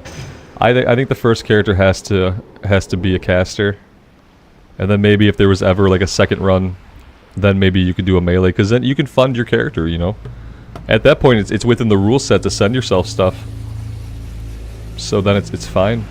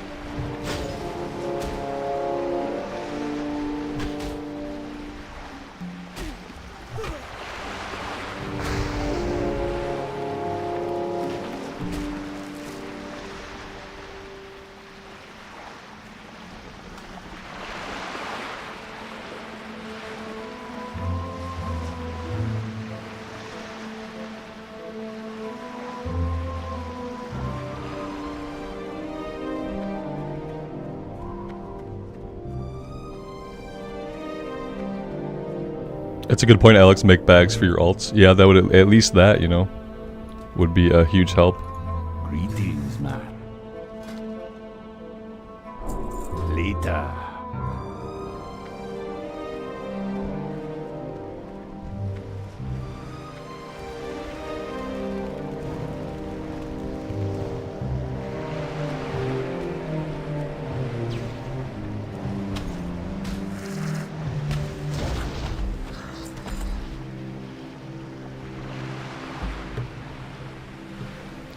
I could have swore I put that back up on myself.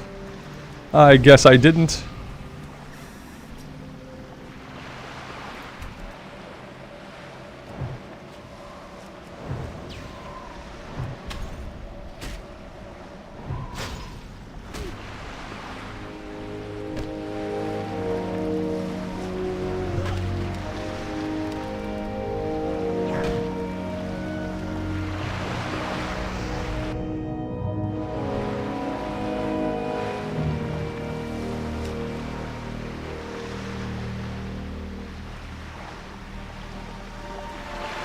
Ben, thank you. I appreciate you being here and hanging out with the stream.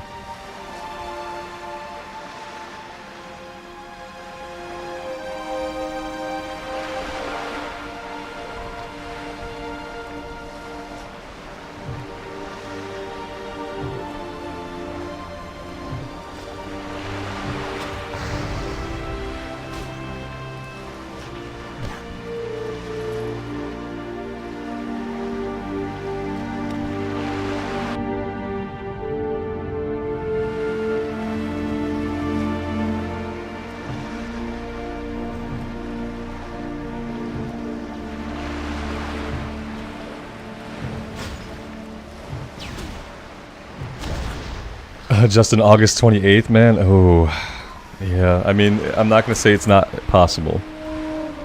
I won't say that. But if it is gonna happen at that point, we'll have to have an announcement pretty soon. Guys, I still feel like it's not gonna be till whatever the last week of summer is, which I believe will be like either September 19th, September 20th. And I feel like if it was going to be much before that, we'd probably get an announcement by the end of the week here. Today's Thursday, so I feel like if it was going to be in August, you don't think they'd maybe give us like a month heads up? 1 month seems like it's a good amount of time to be like, hey, this is coming. Nathan, what motivated me to get into streaming? Well, at first I wasn't streaming. At first my channel has existed for a long time just as a recorded series. And the biggest motivator was to be able to turn like a hobby into something that I could share with other people. And something that I could start to do more and more of over time. So it's been about like sharing the journey through these worlds in a way that like, in the way that I do. And kind of like showing people, especially with WoW, that there are different ways to enjoy WoW that aren't like speedrunning, that aren't just grinding to max level as quickly as possible. But there are lots of ways to like enjoy and get immersed in the game and in the universe. But streaming was different. Streaming, I started streaming because I wanted to stream all the hardcore stuff eventually. That was kind of my goal with streaming, is I felt that hardcore was a better fit for streaming. That way there's never any question of like what happened with the character, where did this piece of gear come from, what happened between episodes. Like, yeah, so that was the impetus for like streaming. What was that I wanted all my hardcore stuff to be streamed going forward.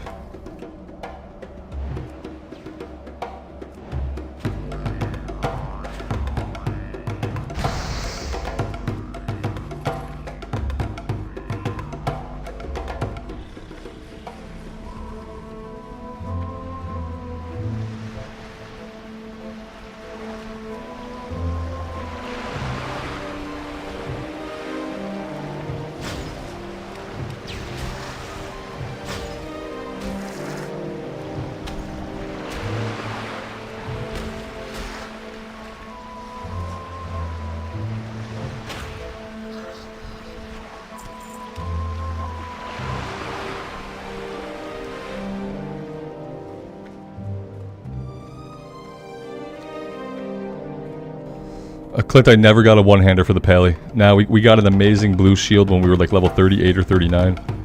And then I kept waiting to get a one-hander. Any one-hander, any green one-hander would have done. But we never got one. And so I never was able to try protection. And we were never able to tank Scarlet Monastery. You come get the voodoo. Stay away from The really sticky glue, I probably want to like have that out like as a keybind, because that's gonna like, if somebody goes to run or maybe we need to get away, we can pop that on them and stick them in place.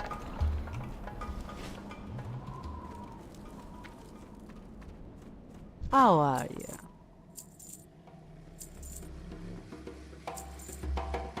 You be careful, man. Before we do anything else down here, we need to head up to Razor Hill. There's a quest in Razor Hill to get the raptor eggs. And I think before we do anything else, yeah, we need to go up to Razor Hill. Let's do that.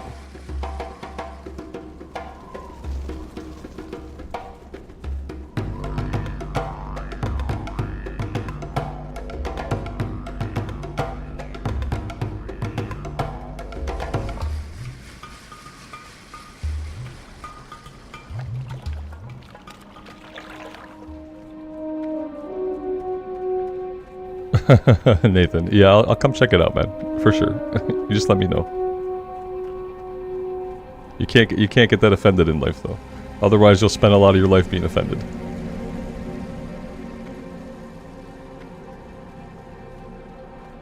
Blacksmithing 220. The funny thing is, when I dropped blacksmithing, we were probably like, what, 140, 150? We probably were like not close, but we probably weren't super far.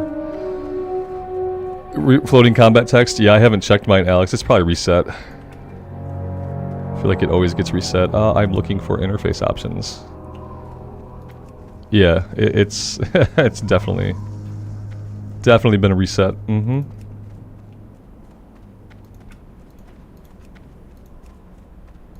There we go.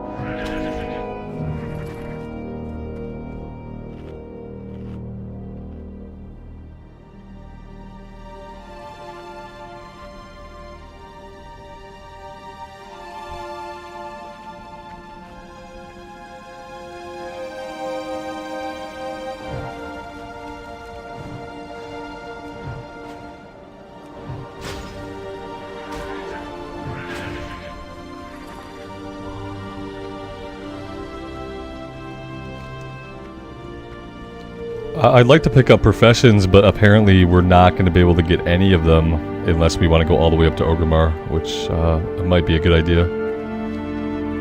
If we're going to have skinning, I'd like to have skinning as soon as possible so that I'm not just like leaving skins on the ground. It feels kind of bad.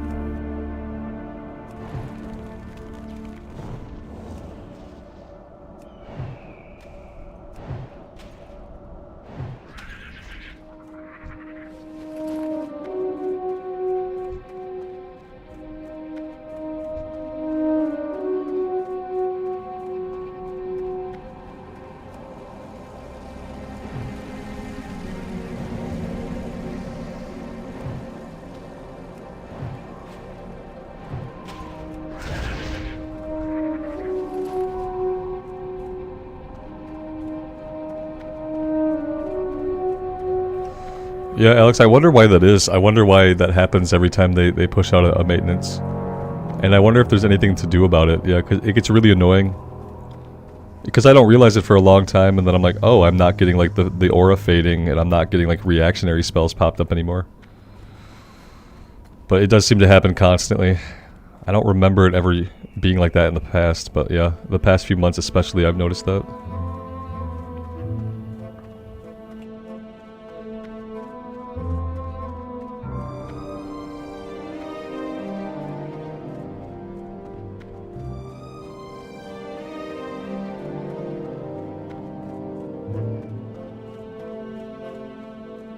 Yeah, the ones I'm looking for are tailoring and skinning. And I don't think I can get either of them here. I think I have to go to Orgrimmar for all of it. We need cooking too. I don't even see a cooking trainer, although I thought one of the guys over here in the corner was a cooking trainer. I'll have a look around, but it doesn't look very hopeful. Victory!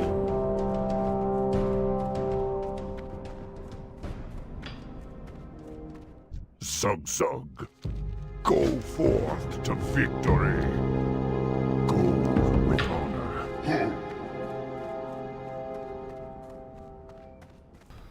Alex, I'm not doing first aid, man.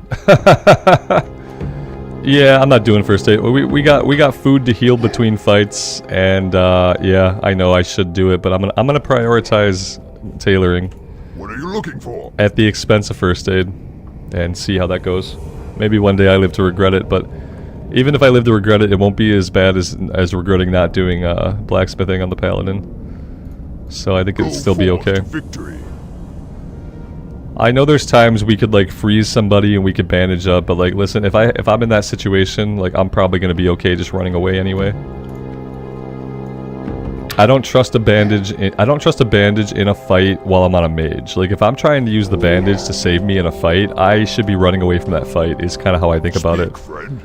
And as far as like healing between combat, I'm fine just eating food to heal between combat. It's not that much slower. It's basically the same. For the Horde. What do you So yeah, I've already like kind of I'll probably grab first aid, but I'm not gonna really level it. Go forth to The Paladin has basically nothing.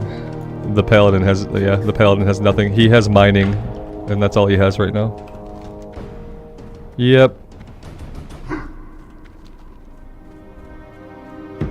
He started as an immersive recorded series, so like early on especially, I didn't want to take the time like in the recordings to just level professions.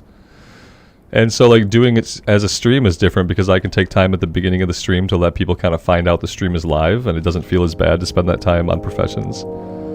But on the recorded series, it always felt bad to grind, and it always felt bad to just sit there and work on professions for any amount of time. I want to go to Orgrimmar, I think, because yeah, I need to grab skinning. I need to grab skinning mainly is the big one I need. That's the main one. There are trainers in the hut. Yeah, I'm tracking it with Questie, so like if there were guys down here to train, we'd see them. That's the problem. Like notice how here I see like the cooking trainer and the skinning trainer. If there were guys down here, we would see them marked by Questie. That's why I'm pretty sure there aren't any down here to train us.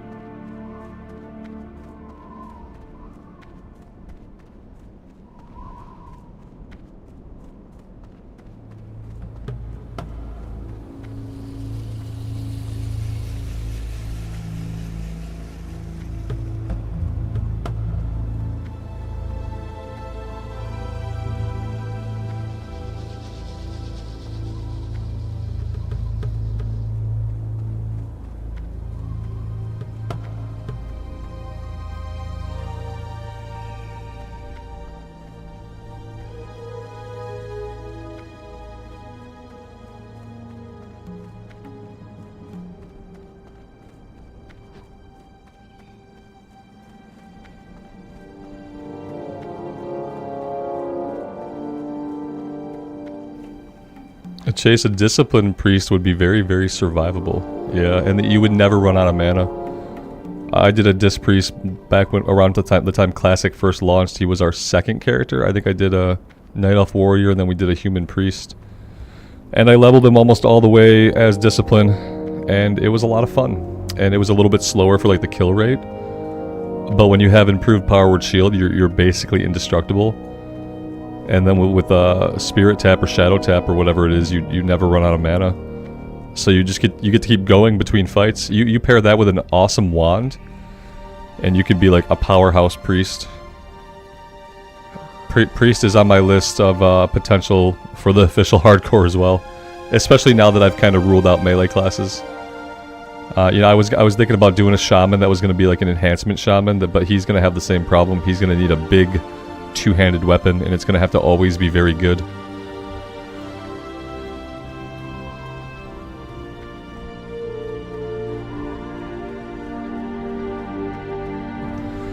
And then at least if I'm on a healer, then it's like the problem is just finding a tank for runs. But either way, even if I were to tank, then the problem would be finding a healer.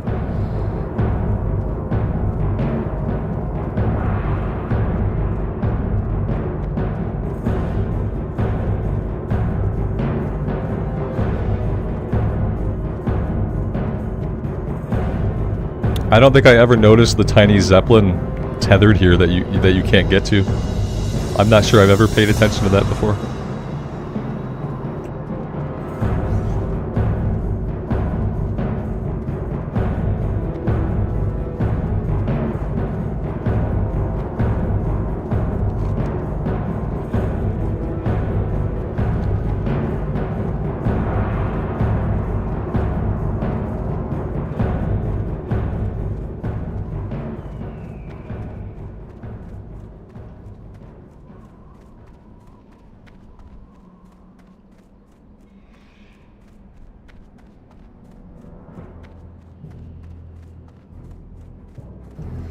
David, this is Classic Era Classic, so heirlooms don't exist yet in this version of the game. This is the hardcore challenge also. So we do this on the Bloodsail Buccaneers server in the States, which is a regular Classic Era server. We got the good stuff, man. Good to meet ya. What you looking for? Be good.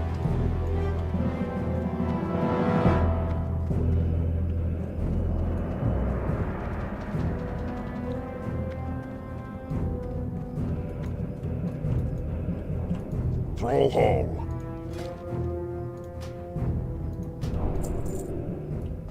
May your blades never dull.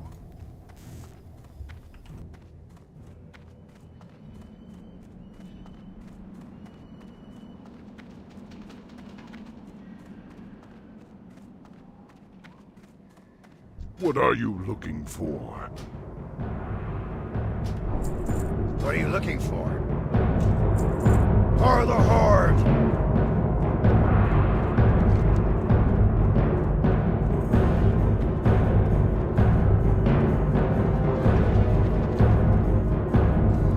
Alright, yeah, that's all we need to do here. Unfortunately, we had to come here just for that, and now we get to go all the way back down to the south. What do we want to work on?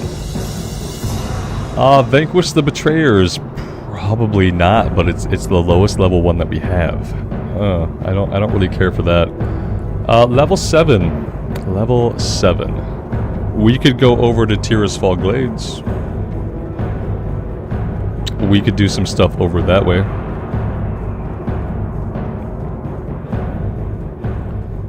And then we could kind of bounce back and forth like we tend to do. I think that we do have to zone hop. Like if I'm playing this character, which I am, then we have to zone hop, right? So we might as well start now. I don't think I'm gonna go to Death Knell. I'm not gonna go to like the little starting area. We'll go right out to Tirisfal Glades, to Brill, and we'll pick up everything in Brill, and we'll kind of go from there. There might be some lower level stuff we can do, but yeah, I don't think I'm gonna do the level 1 to 5 stuff again. It doesn't seem like it's gonna be really worth it.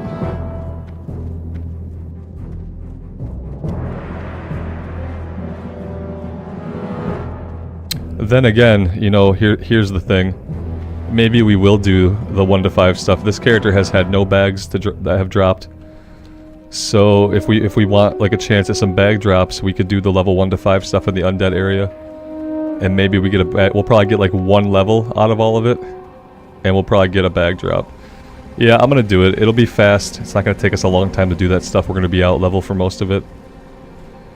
And you know, we'll get the level out of it, I think, and maybe we'll get a bag if we're super lucky. We're gonna miss the Zep.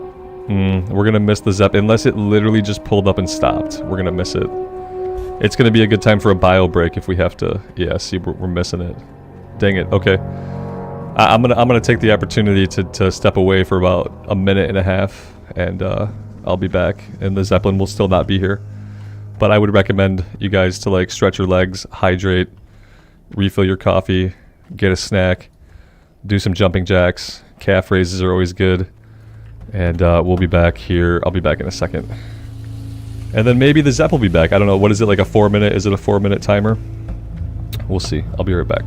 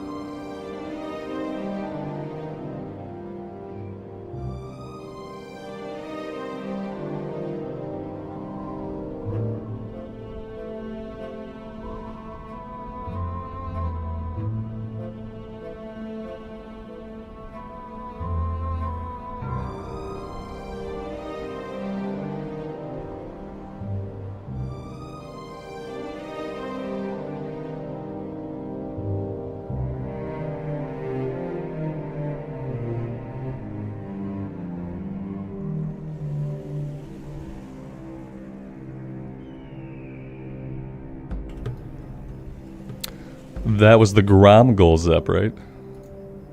I got the best deals anywhere! Hurry back!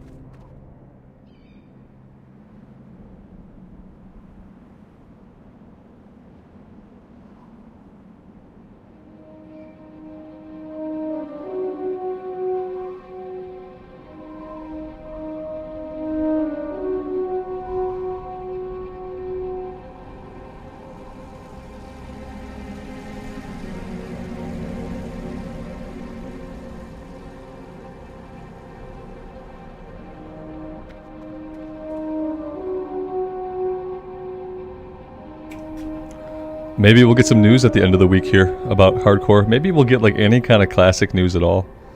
Would be exciting. I always wait every single week as we get to Thursday and then we get to Friday. I always like kind of hope that we'll hear something out of Blizzard about classics specifically, and like week after week we don't. But you know, one day it will have to happen. One of these weeks they're gonna actually have to tell us something. I guess it's inevitable. It could be like 3 weeks from now, but yeah, eventually they're gonna have to speak up. How long do like PTR builds usually go on like in retail before that patch comes out? Maybe we can use that data to figure out like how long we can expect the hardcore PTR to go. Check on Tuesdays. Yeah, you'd think after, yeah, you know, and I think that sometimes, but I swear sometimes they do announcements at the end of the week. Yeah, you'd think like after maintenance would be the time when you like learn some stuff, but like, yeah, if it's a big news, I feel like they wait till the end of the week. And yeah, if anybody's hoping to have a hardcore release in August, like they're gonna have to tell us that pretty soon. This is the last week of July, so July's over. And I don't think we have any other releases in August. We don't have anything for Wrath coming out in August. We don't have anything for retail coming out in August. Maybe August is kind of a dead month where they don't like to release anything.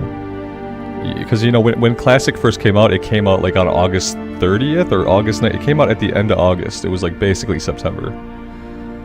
Which is why I don't feel like we're going to see hardcore in August.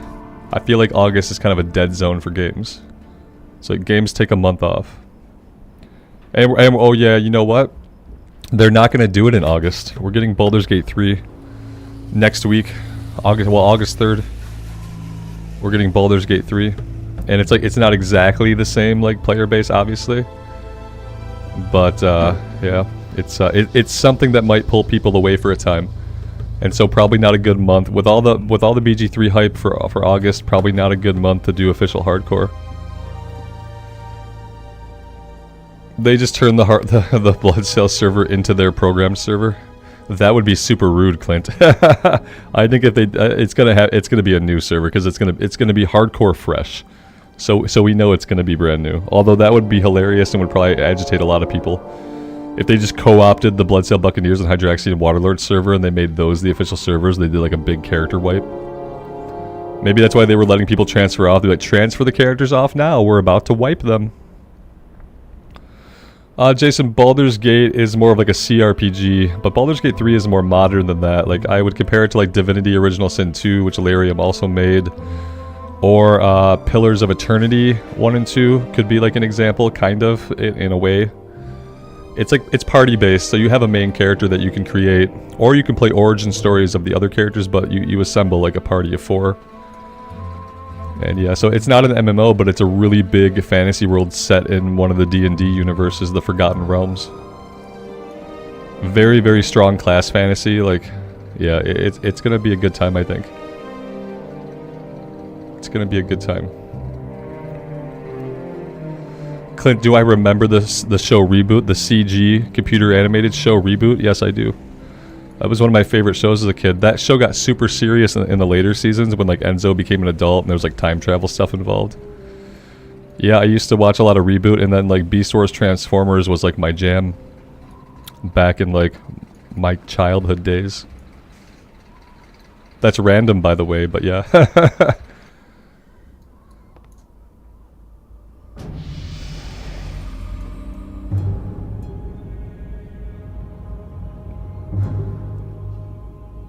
I got invited to 8 hardcore emo girls. I feel like it would be disingenuous of me to accept that invite, since I am in fact not an emo girl. It doesn't seem appropriate. Beast Wars was the best thing that ever happened to Transformers, in my opinion. And the toys were, I had about 300 of the toys, and then like the apartment building that we lived in last in Kansas City, like the upstairs neighbor caught the building on fire. And because of the water damage to everything in our place, like we couldn't get back in for a long time to get anything out, and I lost all my Transformers in that fire. And I had like 300 of them. And I have like 12 left, you know. They lasted me from childhood all the way until I was like 36 or 37. I lost them all. And I go on Amazon to shop for some of the guys I had back in the day, and they're all like super expensive and stuff. I'm never going to be able to rebuild that collection. Although there are really cool like Transformer toys out today that are like different and better than the ones I had access to. You moved and lost yours? I moved once and lost all of my PlayStation games. All of my fucking PlayStation games. Lunar collection, Lunar 1, Lunar 2, Arc the Lad unopened, Arc the Lad collection. My old PS1, I left it in like an under the stairs closet in a box, and it was the only box there, and I fucking left it. I've lost stuff, yeah. I've now lost everything that I cared about from my youth, so it's all gone, and I have zero attachments to any of my like material things besides like my hardcover books. I'm sure I'll lose those one day too, you know. That's just kind of what life does to you.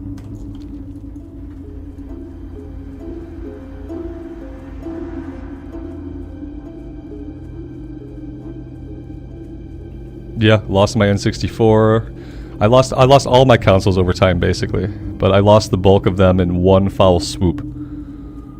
Yep. I probably had, like, you know, I didn't really give the stuff a monetary value because I never planned to sell any of it in reality, but the monetary value of the stuff I had was probably quite high. If I had ever... I hope that, like, someone found it and, like, sold all of it, maybe, you know? Maybe someone profited from it in some way.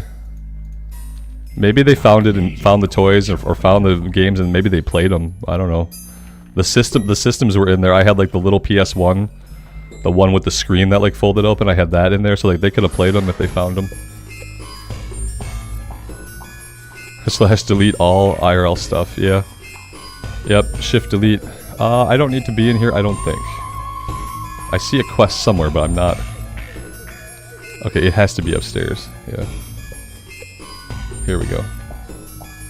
I'm listening. No, we wanted to go to the starting zone though. Yeah, I shouldn't just start here. What I'm going to do, I think, is maybe I set my Hearthstone here. Yeah, let's do that. Let's make this our home, and then we'll run over to Death Knell.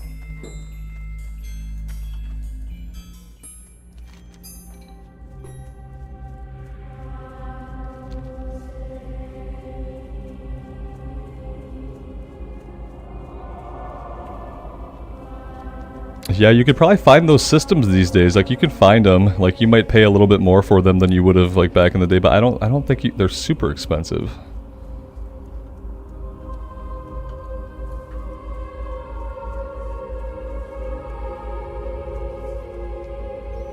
Yeah, it sucks to lose all that stuff. Eventually, though, like I said, like, now I'm just not attached to things. After losing all the stuff that was meaningful from my childhood, it becomes really easy to, like, just not be attached to any physical stuff. I kind of worry about my son, like one day he's going to have to learn that lesson too. He has lots of stuff that he collects. And I just worry that like one day he's not going to be able to keep it all. He's going to have to face that same thing. I hope it's when I did, like at the age of like 36 and not like younger than that.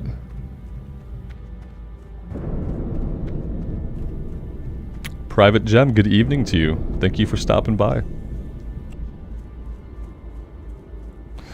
Lunar Legend for GBA, but not as good as like the Lunar games on the PlayStation. Yeah, Silver Star Story, and I forget the name of the second one. Although the second one was like my favorite. For a long time, the second Lunar game was like my favorite game of all time.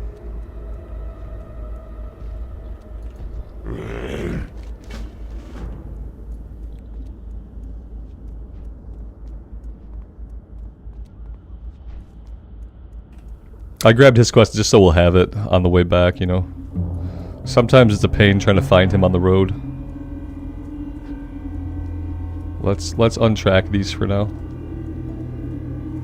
Sven, good afternoon, man. Thanks for being here.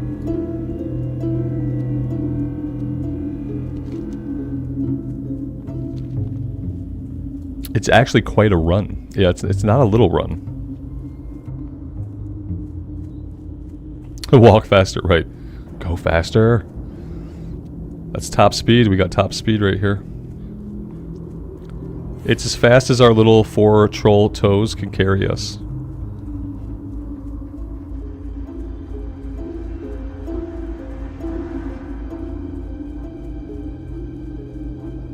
Oh, Nerf guns. I lost a bunch of Nerf guns too. Not as many Nerf guns as like Transformer toys. I did lose a bunch of Nerf guns in the fire also. Farewell.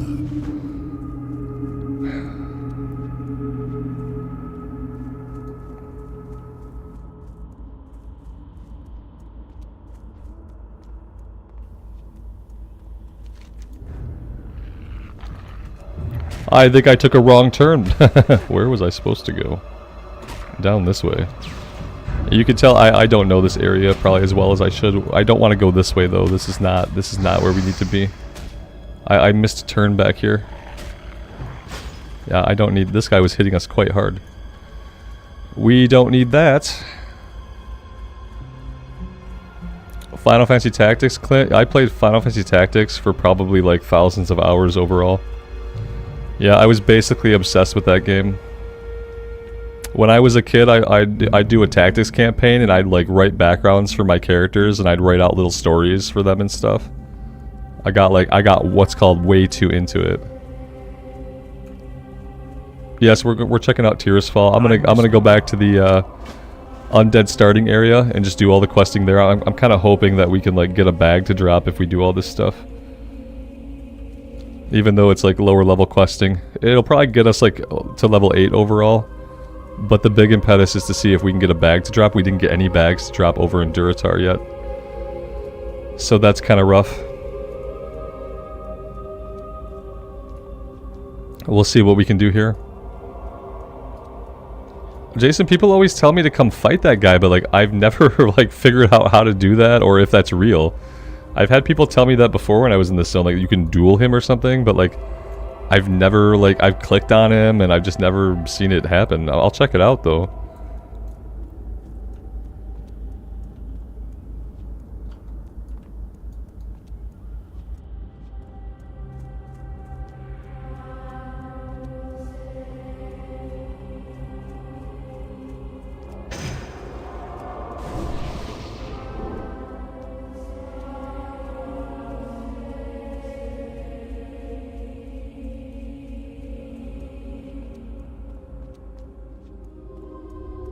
I haven't got all day. What now?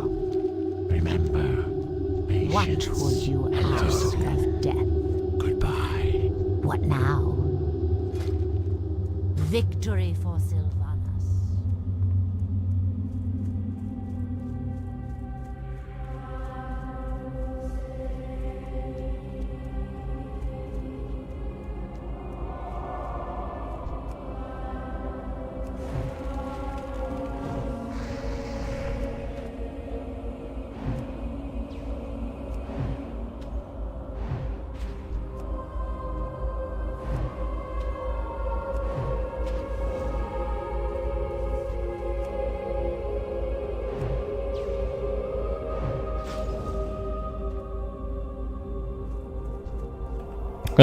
He's a busy guy, Patrick.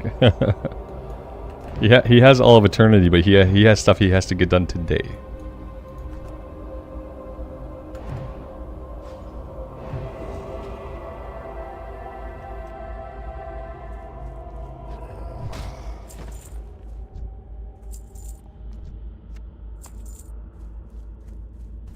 I'm assuming that, like, if you're undead, do you need to sleep? Are you like a full undead? Like, you shouldn't need to sleep. You shouldn't need to eat. I mean, by being undead, you're saving yourself lots of time. Yeah, by being a magically animated undead, like, you don't have to worry about eating. You don't need to get like physical exercise because you just are whatever you are. It's like basically just the magic that holds you together. So yeah, you have a lot more time in your day, I feel like, as an undead. Yeah, we can't fully breathe underwater, which is strange. Cause we have a longer breath, but it implies that we still need oxygen to some extent. So Like, you get longer underwater breathing, but you don't get infinite.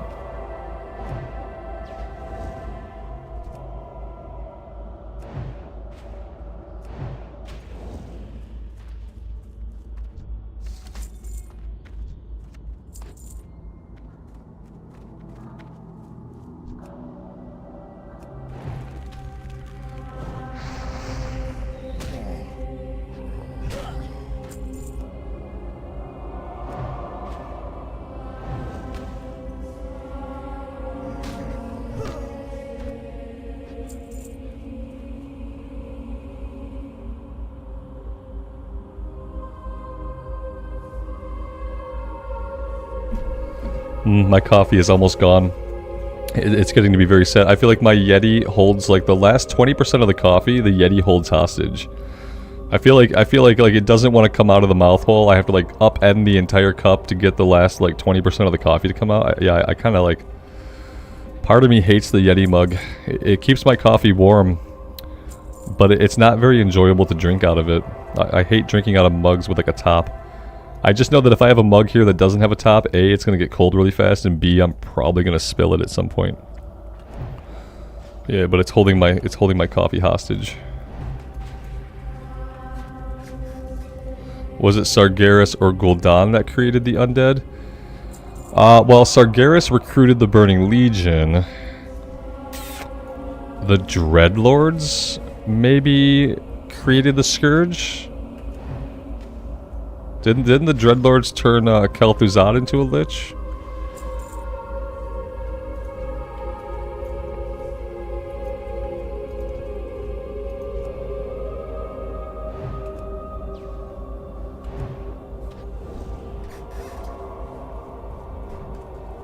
Operation, I'm undecided yet. Yeah, I won't know until I get 10 people on in the same spot to sign the charter.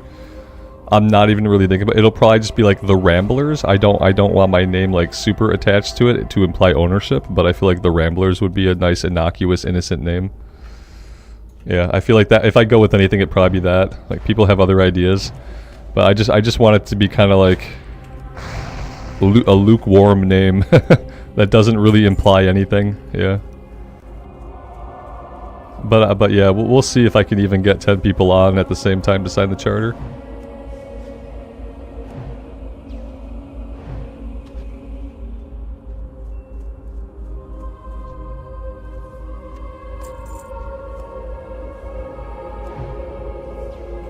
And yeah, on the official servers, like I'm not putting HC in the tag because like it's kind of implied that like everybody on the server is a hardcore character, so we don't have to worry about putting HC in the tag of either the guild or our character names. Not that I ever put it in my character name anyway.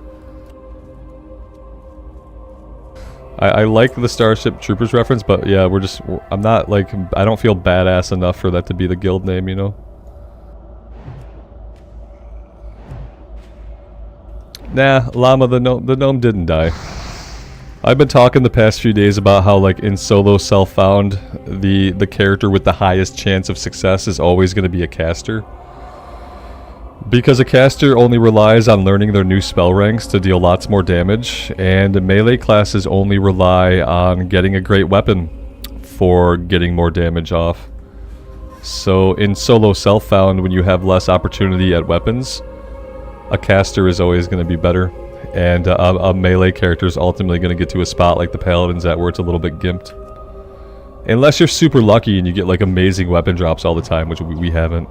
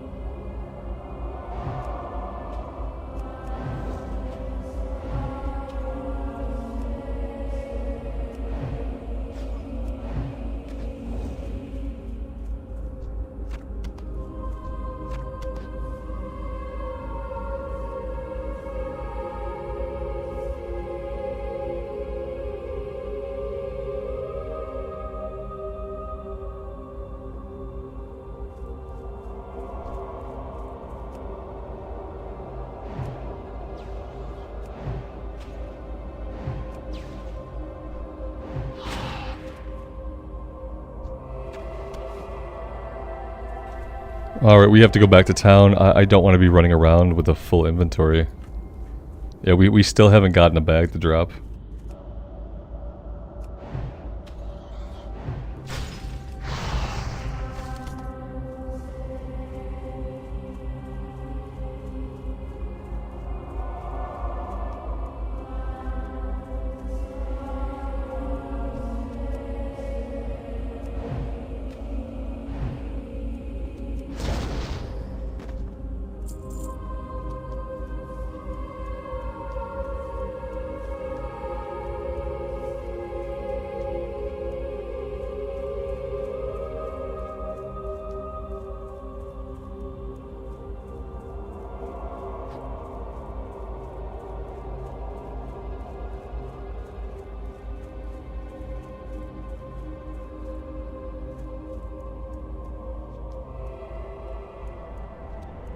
Speak quickly.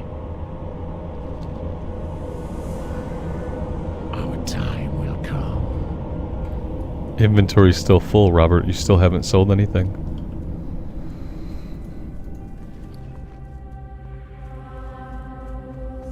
I'm listening.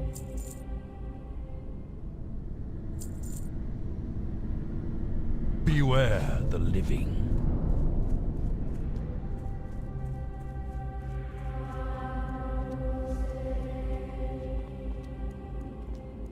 This had better be good.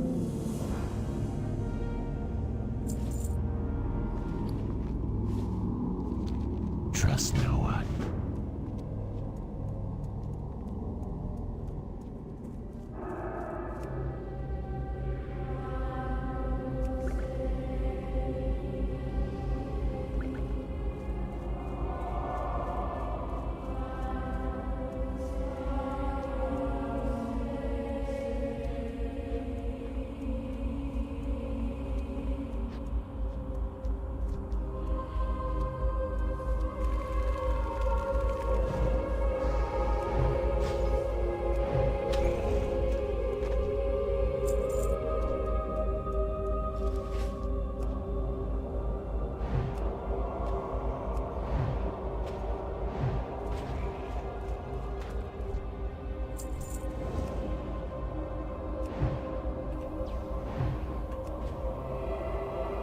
Mike, good afternoon, man. Austin, welcome to the stream. Thanks for stopping by.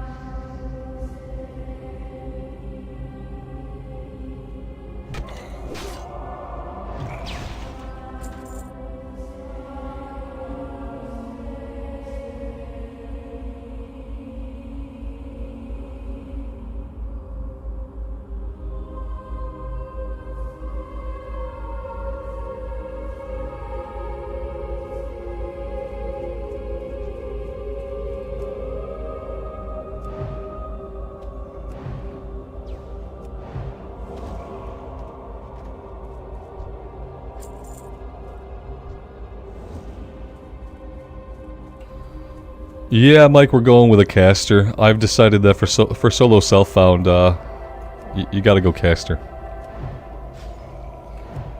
It sucks too bad to like rely on a weapon to drop. In a mode of the game where you're bound to get like less loot than any other mode of the game, you can't be relying on a good weapon. And basically every melee class relies on a good weapon at all levels. And as a caster, you train your spell ranks. You train your spell ranks, suddenly you're doing a lot more damage. It just happens naturally. And on a melee character, you can be stuck dealing the same amount of damage for 10 levels. And that's kind of where the Paladin's at. He's been languishing because he's a melee guy. And it made me realize that was not the way to go.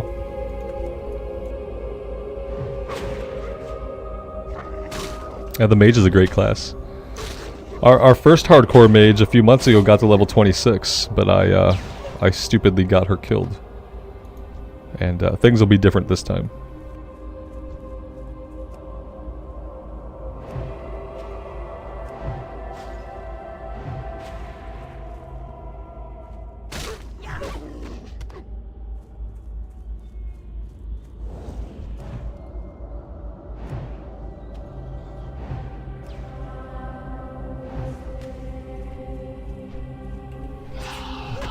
Yeah, Mike, I think that happens to a lot of people. That happens to me sometimes in retail expansions, at least for a while. Like when I do a retail expansion, I'll do the main scenario questing. I'll get to max level and then usually I stop. So usually though with retail, I come back eventually. But yeah, I think that happens to a lot of people. They have a big journey, they reach max level, and sometimes they realize like they don't really have any end game goals. Nothing they really want to do at end game, so they either like play another class or they go play something else.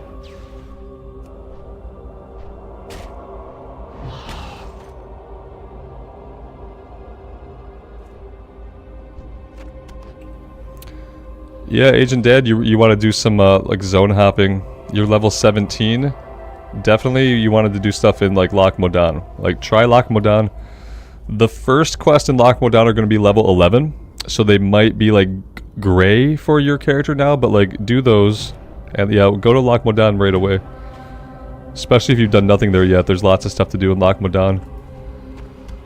And then besides that, you know, Westfall. If you haven't done a lot of stuff in Westfall. I would say jump between Westfall and Loch Modan for a while, but you might have, if you're level 17, you might have already done Westfall.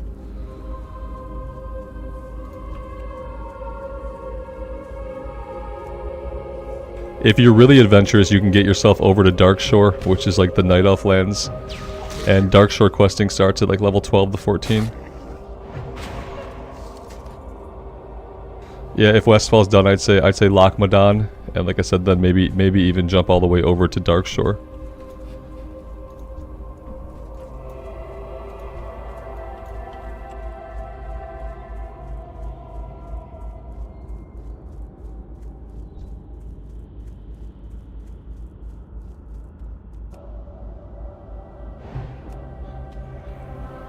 Yeah, I wouldn't go to Wetlands till the level 20s.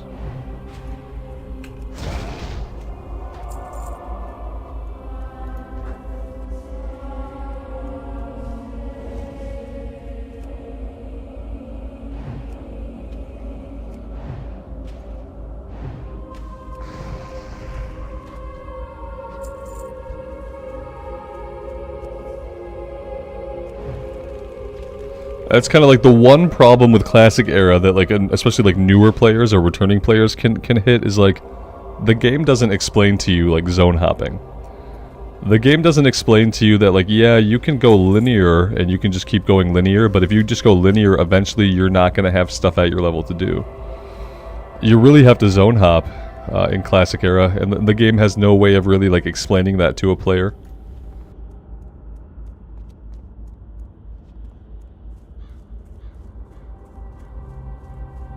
I mean, they give you breadcrumbs sometimes to like distant places, but yeah, it's never like implicit. Like it doesn't say, like, "Hey, you're level this. You really need to go do some stuff over here for a bit." Yeah, to learn that stuff, you either have to be following a guide or you have to know people who know.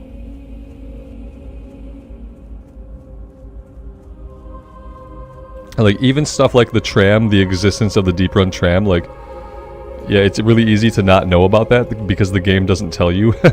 The game doesn't say, hey, there's a really easy way to get from Stormwind to Ironforge. Here it is.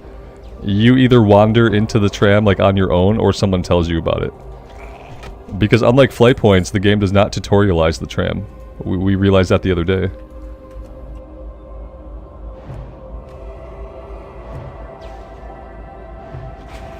Yeah, Duskwood, the higher level the better. I would say like 23, 24 would be okay.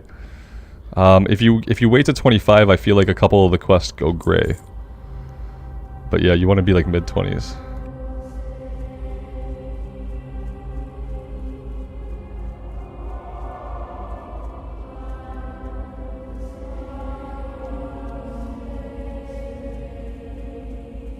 Jason, you never knew about the tram or how to get out of the Night Elf area. Yeah. Yep, there are things like that, like the game does not necessarily tutorialize you to those things. You have to like seek outside information, or you just kind of like deal with it. Yeah, as I say, back in the day, I didn't have Wowhead. Like, yeah, I had my friend telling me, and I had people in the guild who would help out, but like... What do you require? The very first website I remember using a lot for WoW information was actually Icy Veins. Yeah.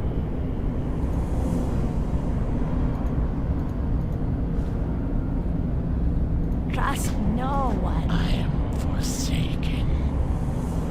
Victory for Sylvanas.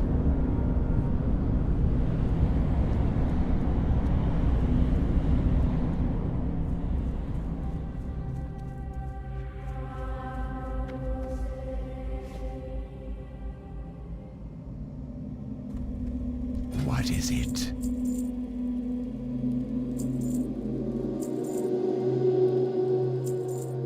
Our time will come. This had better be good.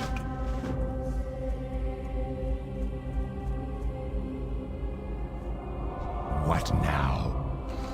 How does a high-level character die in the Bank of Ironforge? I don't know. A duel to the death, maybe? That's all I can think of. I need the remains for this. Okay. But we're looking for crates. Yeah, we need crates that are scattered around town. Mike, we're going Frost spec. I love the Frost Tree in Classic era. They're like, every single talent is good. Every single talent sounds good and feels good. And we're definitely going to go like full Frost.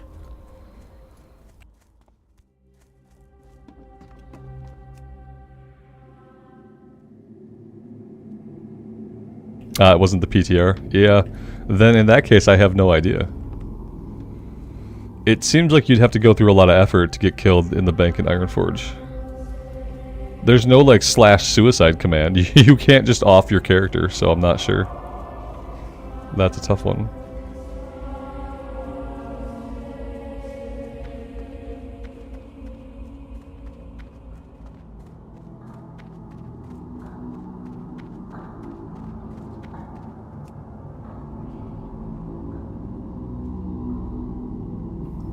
Did he life tap to death? It stood in fire. Yeah, but in the bank, are there like torches in the bank or like anything in the bank that he could stand in? Yeah, that's all I can think of is like either, yeah, life tap to death and then like stand in a little bit of fire. Because I don't think you can life tap to 0. You could probably life tap down to like 1%. I would assume the game would not let you like outright kill yourself. That seems like it would be like bad design and in bad taste. An engineering mishap? Is that a real thing? I hope so.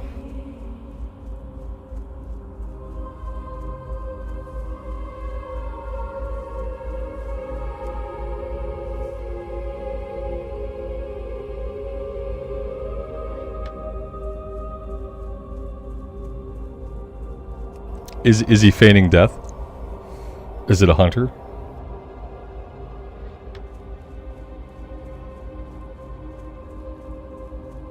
Remco, good afternoon, man. Thanks for being here.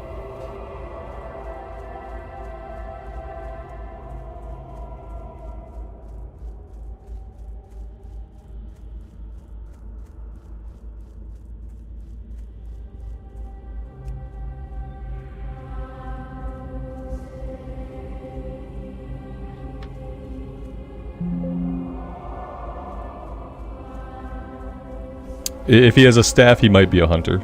Hunters like staffs. All items are hunter weapons, so.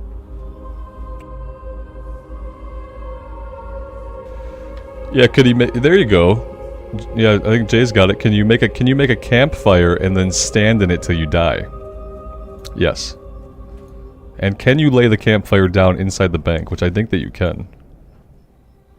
Let's come kill the Samuel zombie. We'll get his corpse to bury.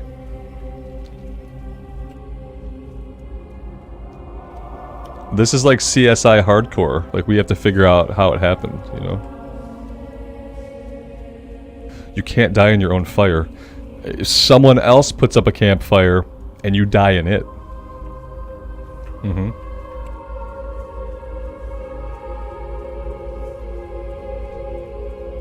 A campfire griefing. Somebody sees that you're AFK, puts a campfire down right where you're at, you come back dead. In the bank in Ironforge.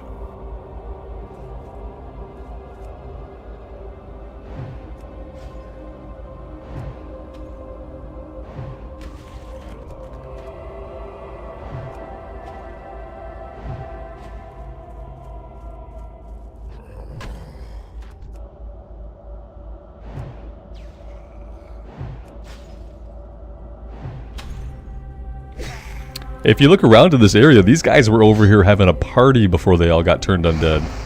Like, there are kegs, there are bottles, there are mugs, everything's broken, there's flipped tables. lots more kegs. Like, these guys went out with like a blast, man. I don't know, like, eventually what happened. They got turned into undead, but they were going at it. They got some Iron Forge ale here. Like, the good stuff.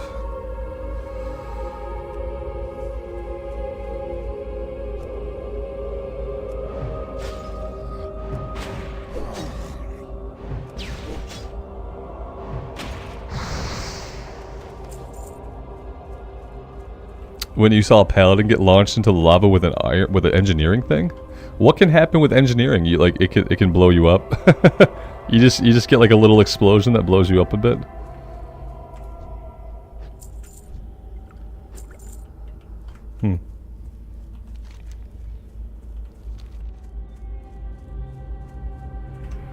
Tim, good afternoon, man. Thank you for stopping by the stream. Some engineering will misfire and backfire. That sounds nasty. I didn't know that. I would hope that under most circumstances, like, an engineering backfire could not kill you, though. It feels particularly punishing to have it be anything that could ever, like, ultimately get you dead.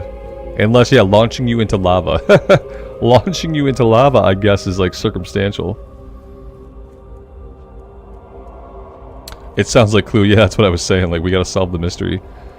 Dead dwarf in the bank with a campfire. Like, what happened? What would you ask of death? Trust no one.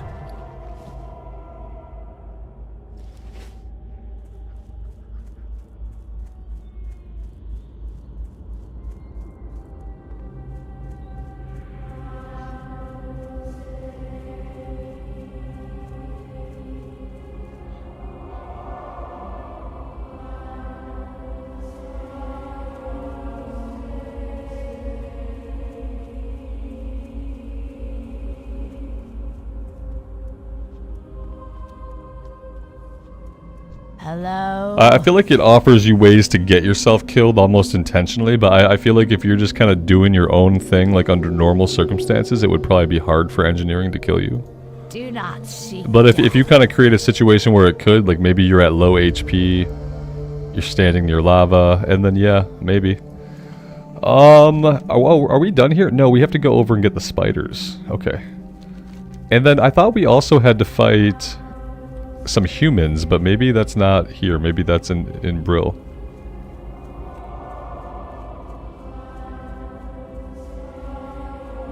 Yeah, Andrew, I hate that even when you put a robe on an undead, it doesn't cover up the bones.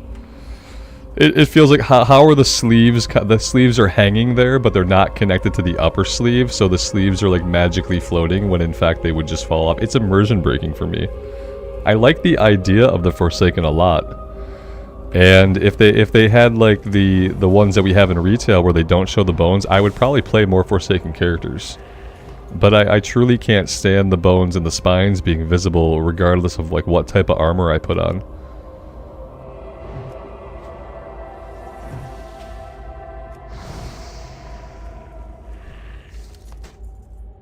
Yeah, they spend mana magically. Your mana constantly drains because you're using it to hold your sleeves up.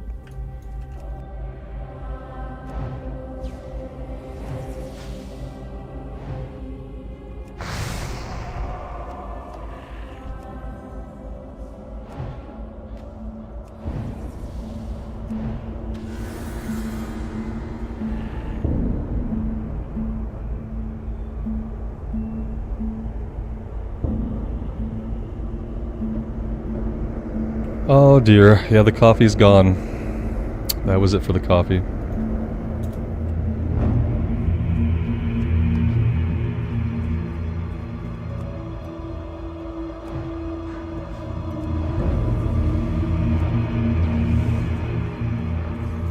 Yeah, Sven, exactly. Yeah, China had a version of the undead because they could not show bones in that country.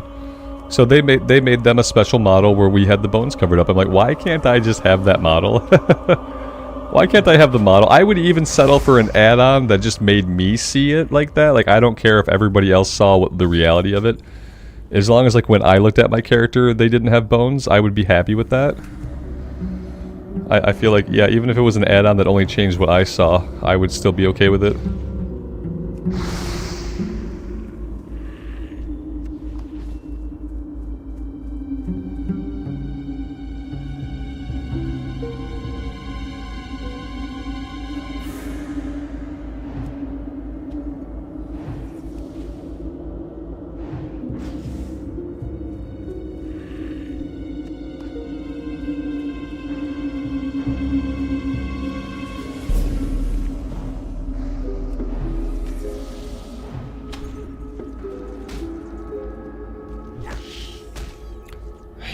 Yeah, Chase, we haven't got a bag yet. I thought about that too. And we might not even get the full level. It looks more like we're going to get about a half a level of experience by doing this stuff. So ultimately, like, probably not worth it. Without getting a bag to drop, like, this probably was not worth it.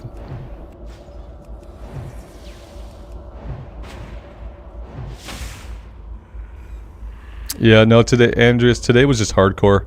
I didn't know what I was going to do when I got on today, except that I wanted to play hardcore. And so I got on the Paladin for a bit. And we've just been talking a lot about how in solo self-found hardcore, it's not good to play a melee character. Melee characters rely too heavily on having an awesome weapon at all levels of play. And casters learn spell ranks from the trainer, and that's how they get stronger. So it's really better just to play a caster. It just took 300 hours for that to sink in, though.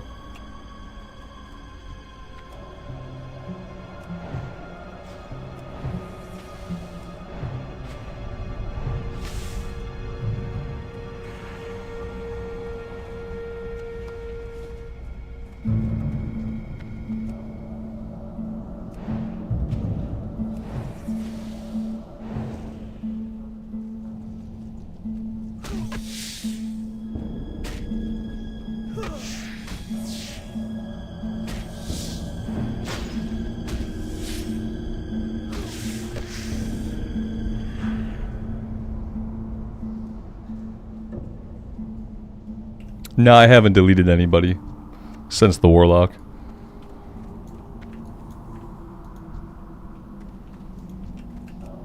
This character was already created and named, so I didn't feel the need to even think about deleting the Warrior. I don't really want to delete the Warrior, I don't know. Because the other thing is, if I don't want to play the Warrior anymore, if I don't want to play the Pally anymore, I can transfer them over to Mankrik. I can just transfer them over to Mankrik, and at least they just get to live there, regardless of whether or not I play them.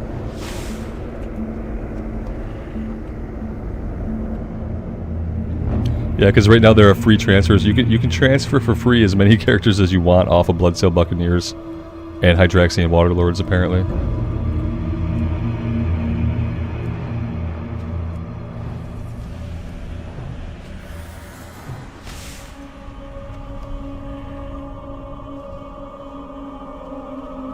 It feels really bad having a full inventory yet again. But, you know, without bags, we're always going to have a full inventory. We're going to have to buy at least one bag. It's painful, but we're going to have to do it.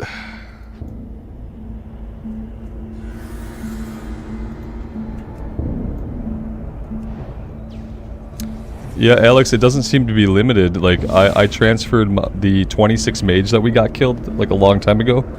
I transferred her to Mankrik, and then I was still able to transfer another one if I wanted to. Like, we could check it out again today, but yeah, I was able to continue with, like, another transfer if I wanted. It didn't seem to limit me to just one character.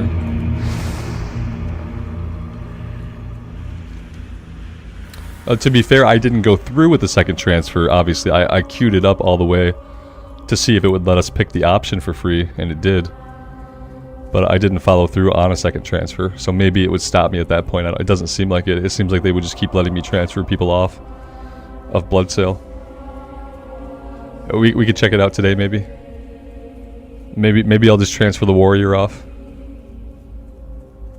Yeah, the Mage is over on Mankrik now. Our dead 26 Troll Mage from a long time ago.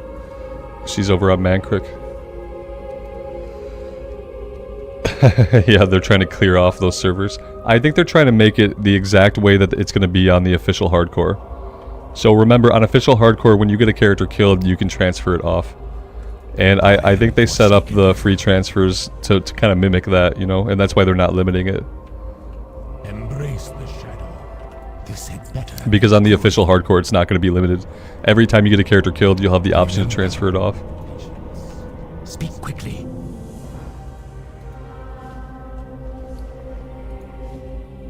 Watch your back.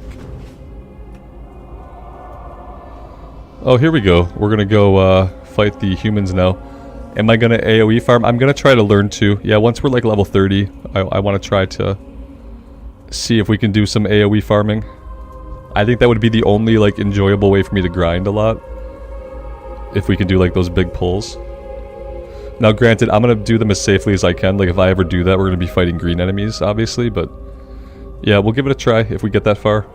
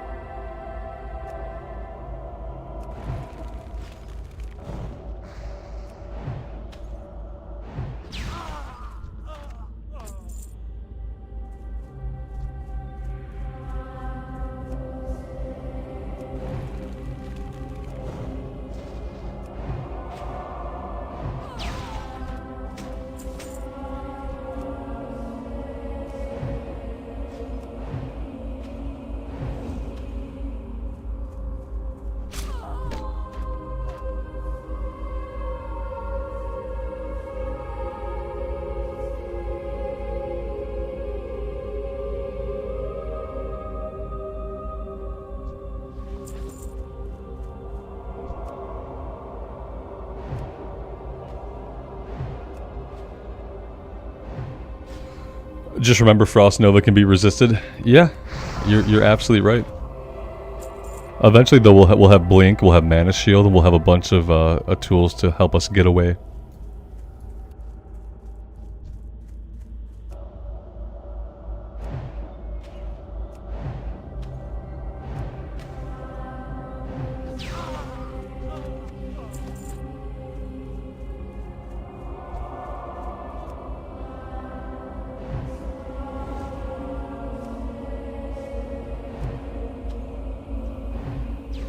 I hope so. At some point, Chase, we gotta get a bag, right? I mean, one of these guys has to have a bag. I'm tempted to fight these until they drop a bag. I've done that before, like, in Elwyn Forest, if you go to the Vineyard, you fight the Defias in the Vineyard, like, eventually they're gonna drop a bag. I feel like, same thing with these guys. Yeah, if we keep saying it, it will happen eventually. Yeah, I hope so, at least.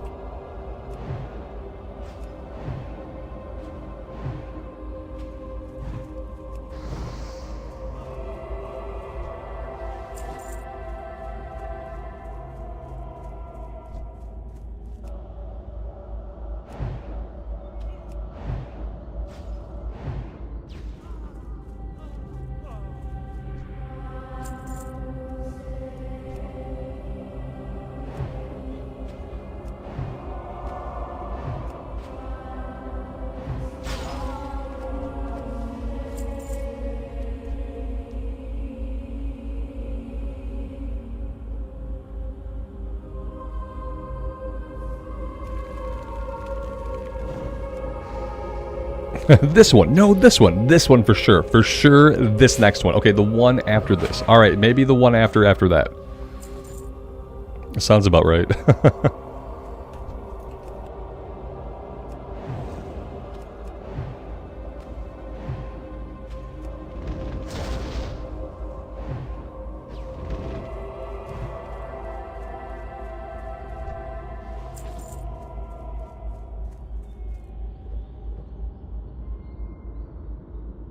It's the same thing I was thinking with Powerball tickets. That gets a little expensive after a while.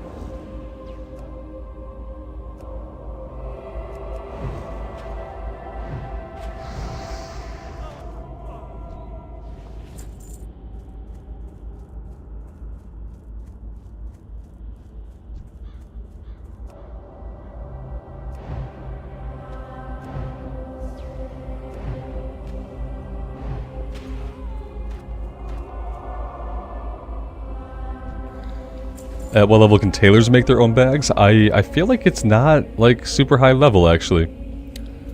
That's a good point. Yeah, I feel like you can make them pretty early on. I don't remember, like, for sure. But I don't feel like you have to wait, like, forever.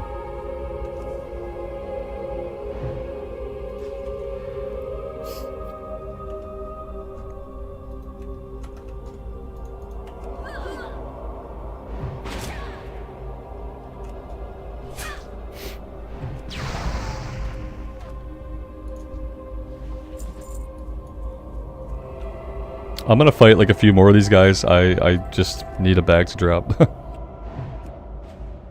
We'll fight a few more and then we'll carry on.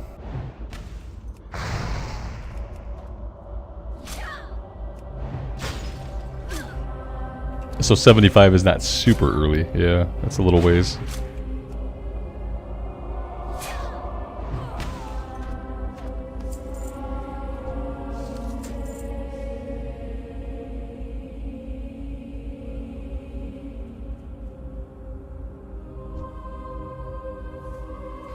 Alright, let's head back.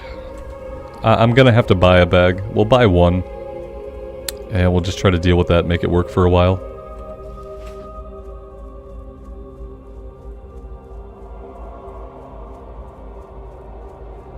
$45. Okay, well 45 is a lot more obtainable. Like, obviously it doesn't help that we're in this area where we're not getting linen. We're not able to skin. Coming here was not very fruitful, it turns out. It turns out that questing here, it got us, like, not quite a level. I think we're about to, like, we're gonna do one more quest, I think, and then we're gonna move on. We don't need any of that. Go after the messenger. Beware the living. Yeah, we're gonna go after the messenger. I think this is the last thing that we do here.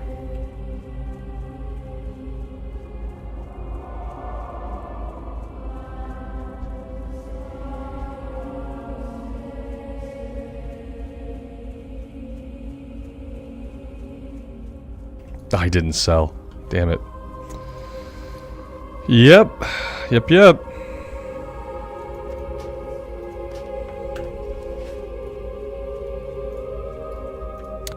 Every enemy that we don't kill has the bag. Okay, the guy is dead. He'll be back any minute.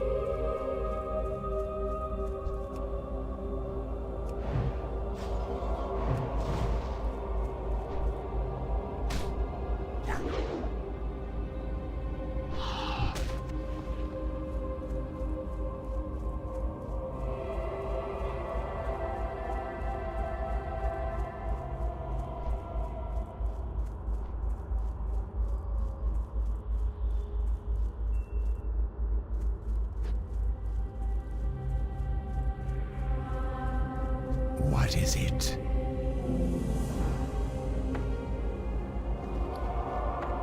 Beware, our enemy is abound. I have exactly what you need.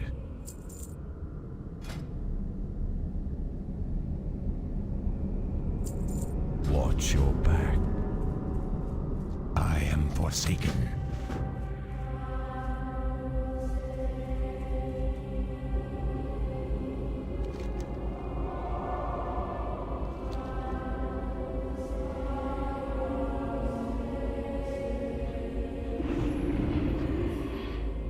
And you are. Embrace the shadow. Dark Lady, watch over you.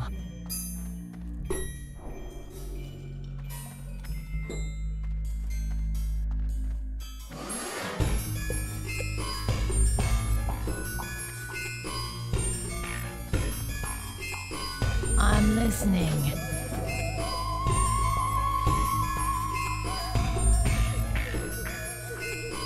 Mike, maybe. Yeah, I might. I'd like to, but I don't know if I'm gonna have time. Although I didn't know if I'd have time yesterday, and I did it yesterday too. Yeah, I might do a couple. I've been having a lot of fun with them. Speak quickly. Watch your back. Just kind of depends on like how the rest of my day goes. Speak quickly. Beware the living. What would you ask of death? Our time will come.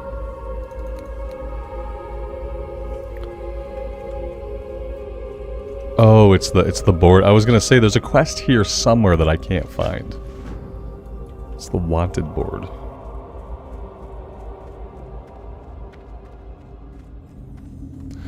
Yeah, you never know what's gonna happen. It's very dynamic when you're playing with pugs. Yeah, we'll call it dynamic. Basically, anything could happen. Mm-hmm. I'm listening. It does add a level of excitement to it.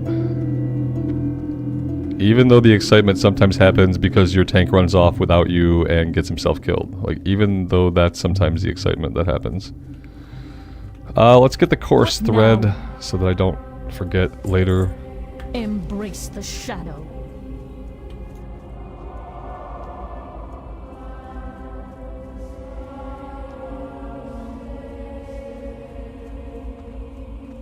Speak quickly.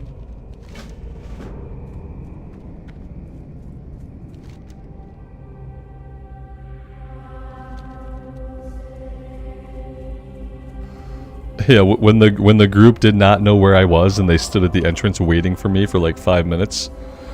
Because not only did they realize that I didn't have mana, they also didn't realize that they died because I didn't have mana. They also didn't realize that I didn't die. Watch your back. It's like, what were you paying attention to the whole time? If you weren't ever looking at your healer, you didn't see who died in the fight, like what were you paying attention to at that point? It's weird. People get like weirdly focused on themselves and they don't pay attention to anything else going on in the group.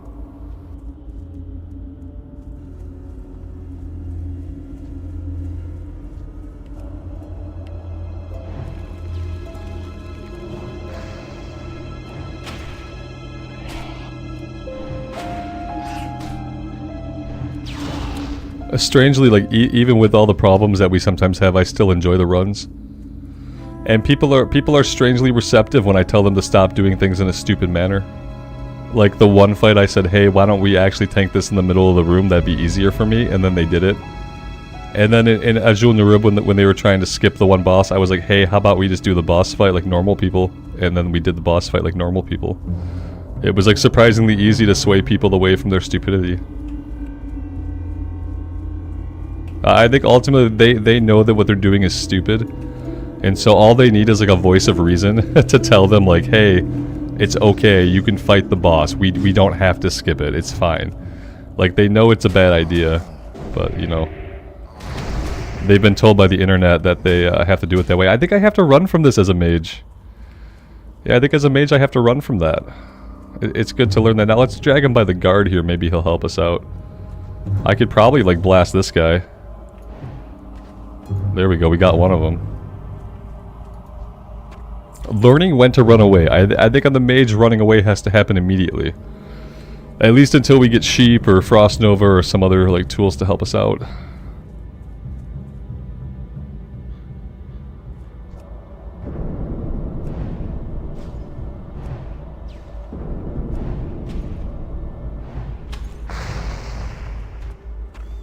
You know, we hit level 8. I'm gonna go back and train really quick.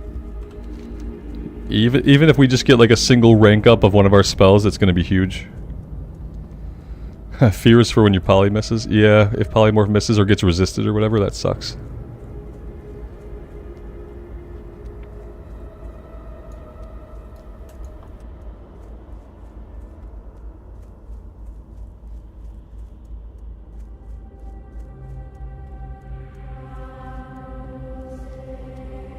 I'm gonna buy a bag too, if I can find like the general goods guy. We'll sell again and we'll buy a bag.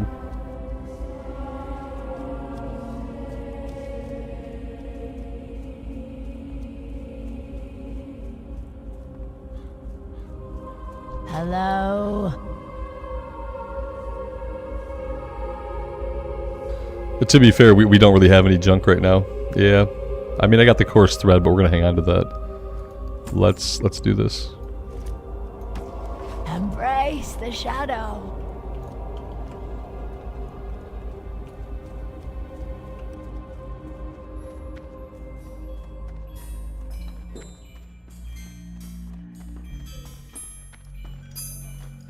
Speak quickly. Arcane missiles? No thanks. There we go. Polymorph and Frostbolt 2. Yeah, a Frostbolt 2 we can't afford. Not acceptable. Not acceptable. What am I gonna do to afford this? That's depressing. I have to go grind really quick. We need some stuff to sell. I'm not a big fan of that. Yeah, let's run out here and see if we can kill anything. Oh, we can skin now. Shoot, okay.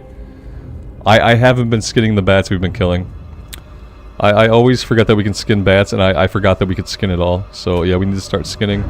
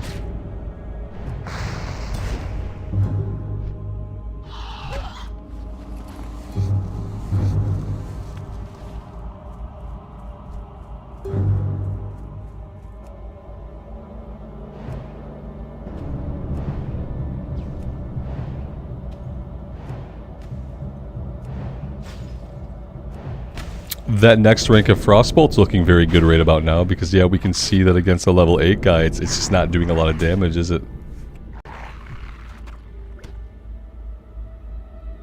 Floopsy, I do not have one of those. No, I do not.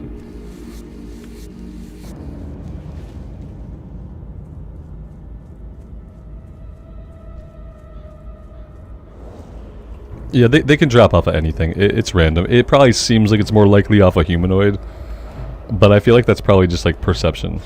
Yeah, because they can drop off of anything.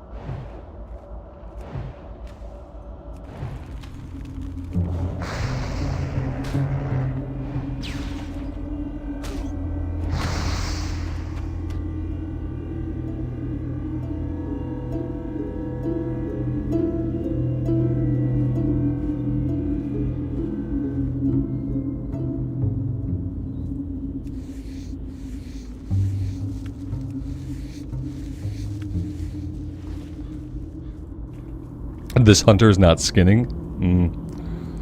Their loss.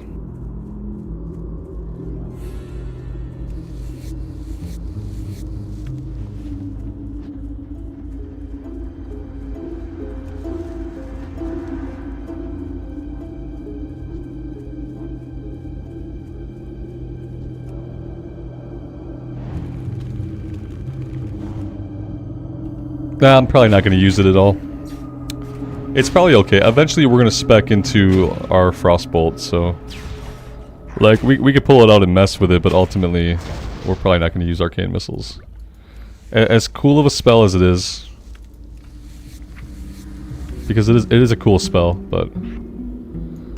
I don't think we have a big reason to use it. Let's see what it does. Let's open with a Frostbolt.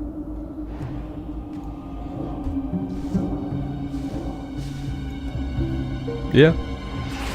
I mean, it's fine, you know. How much mana does it cost? 85 mana. Ooh, yeah, see, that's too much mana. That is too much mana.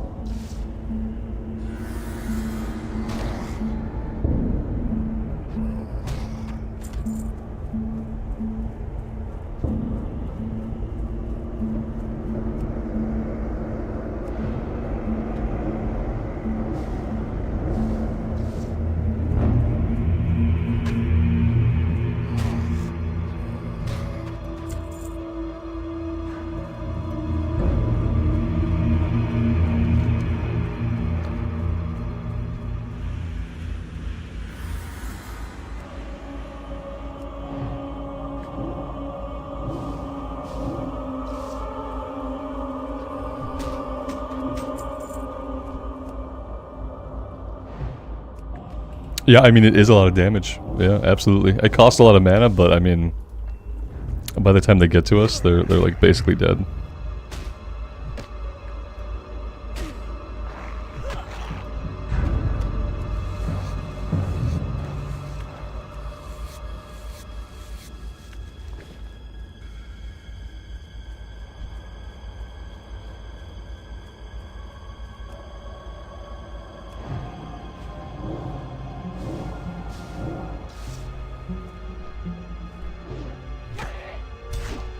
If I had a wand, it'd be even better.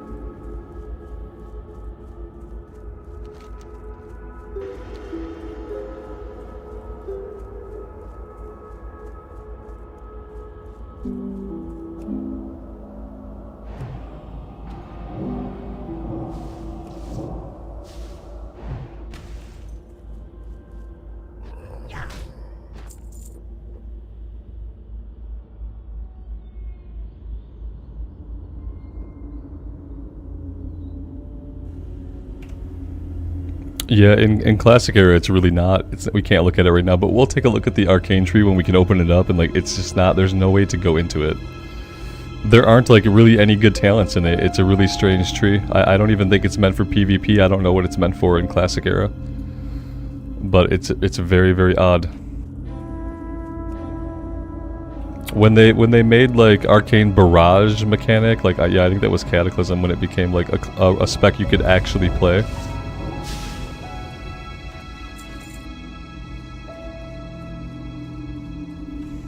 Yeah, Rick, they're really fragile, but eventually you get a lot of things that stop you from taking damage. Eventually, you know, you got Polymorph, you got Frost Nova, you've got Mana Shield, you get Blink to escape. So yeah, eventually you get so many tools to get away that it kind of counterbalances the fact that, yeah, you don't really want to start taking hits, but you have a lot of ways to make sure that you don't start taking actual hits. Once you get to about level 20 or so at least. Prior to 20, it's like, yeah. Yeah, you'll be freezing people all over the place with frostbite procs and all kinds of fun stuff. It gets a lot more survivable later on.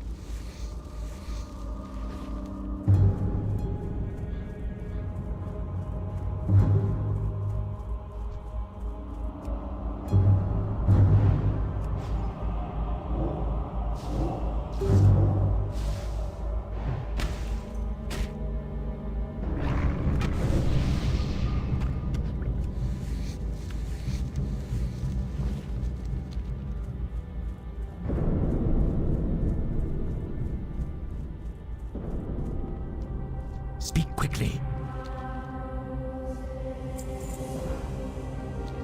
Beware, our enemy is abound.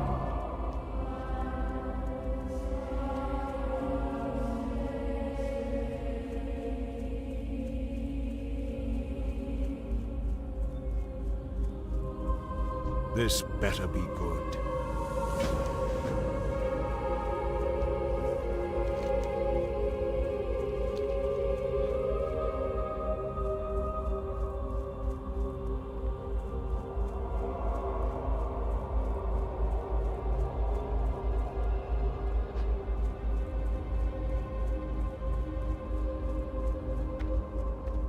Hello. Goodbye.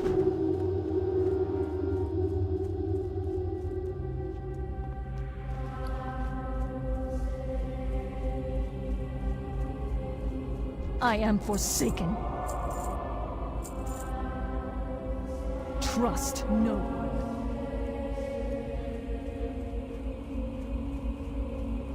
What is it? Trust Be quick no about your one. business. Our time will come.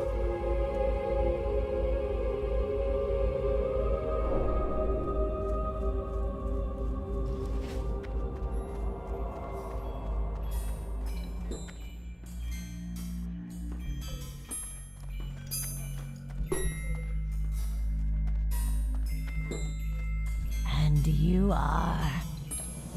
Goodbye.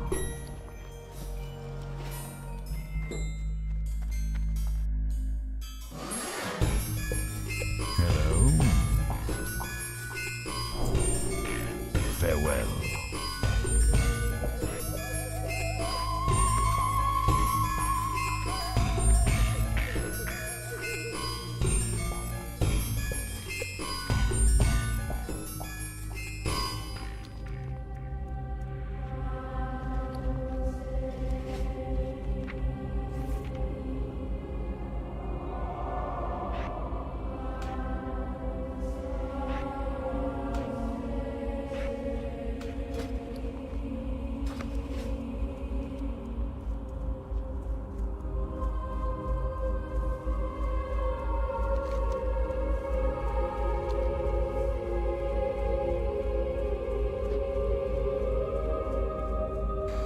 Andrew, that one right there was actually specific to the undead, I think.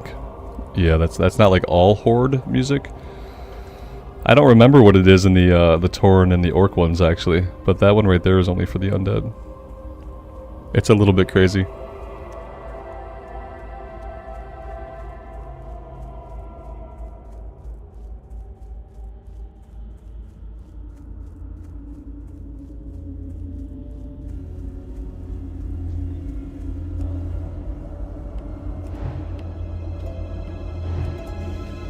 It would have to be like Ramblers Roasters. Yeah, it had to be like coffee related. Coffee adjacent. The Rambling Roasters. That could apply to a lot of things though. I guess that would not normally just like apply to coffee. Can I arcane missiles while I'm being punched? Yes, but it stops the cast. Okay, so like, yeah, we don't want to do arcane missiles if we're ever getting hit. Because we lose some of the cast, I think.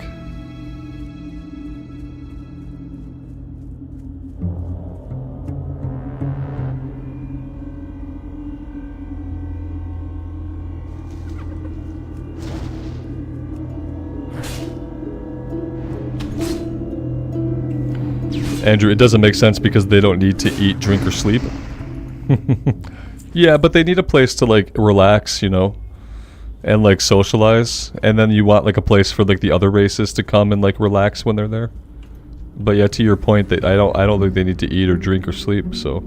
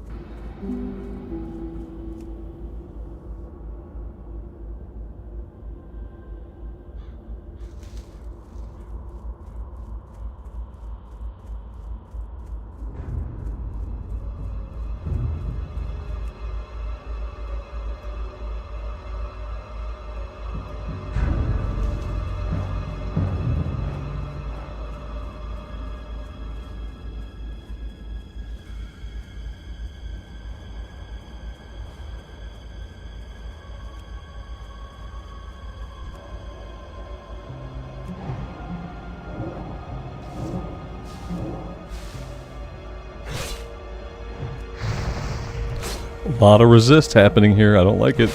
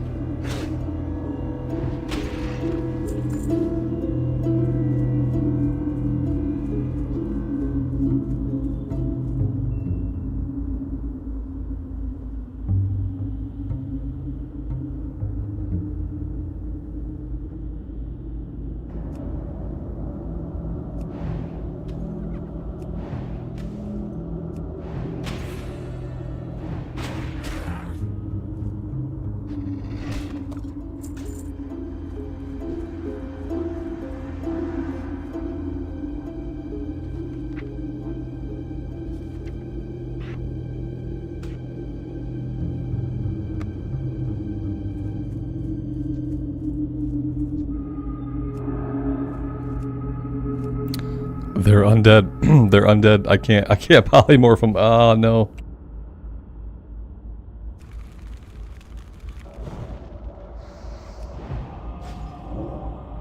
Oh, they didn't pull together. Oh, I thought he was like his guard. I thought they were going to be connected to each other. That works.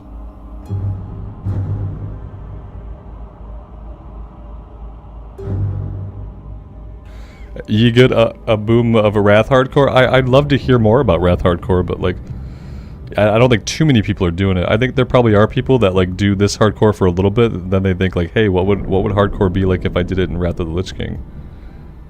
So I think there are definitely people who do it, but I don't think there's a big like server-wide community. That's kind of what I think about when I think about like hardcore popping off. I think about there being one server where like the majority of the people are doing hardcore runs. If that were happening, then I might check it out. I just don't have a lot of interest in like doing it in basically a vacuum, you know?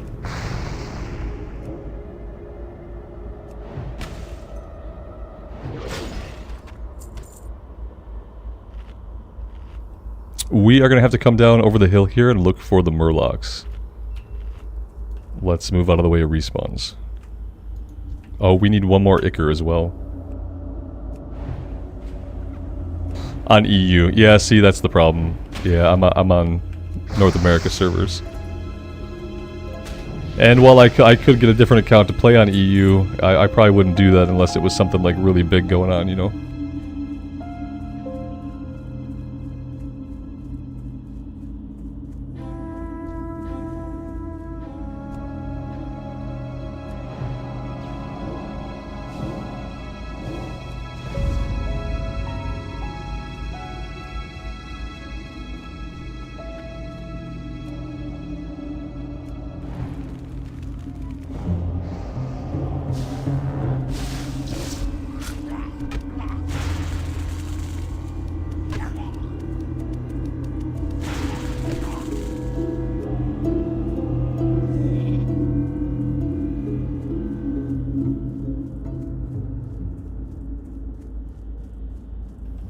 I'm just gonna lease this guy to be safe. We could probably kill him.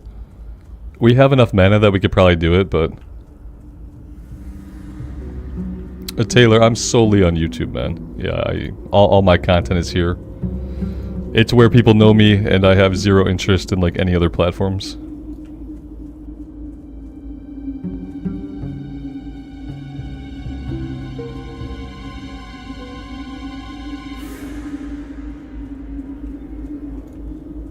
Yeah, my channel's been on YouTube for 5 years, so at this point, I don't foresee jumping platforms or really trying any other platforms out. It wouldn't really work for my content.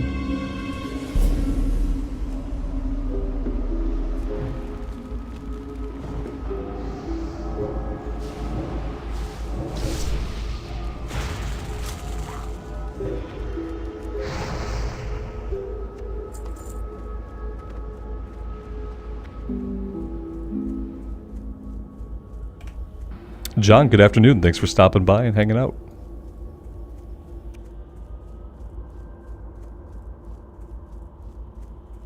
Ye good, thank you so much for the membership, man. That's awesome. And welcome.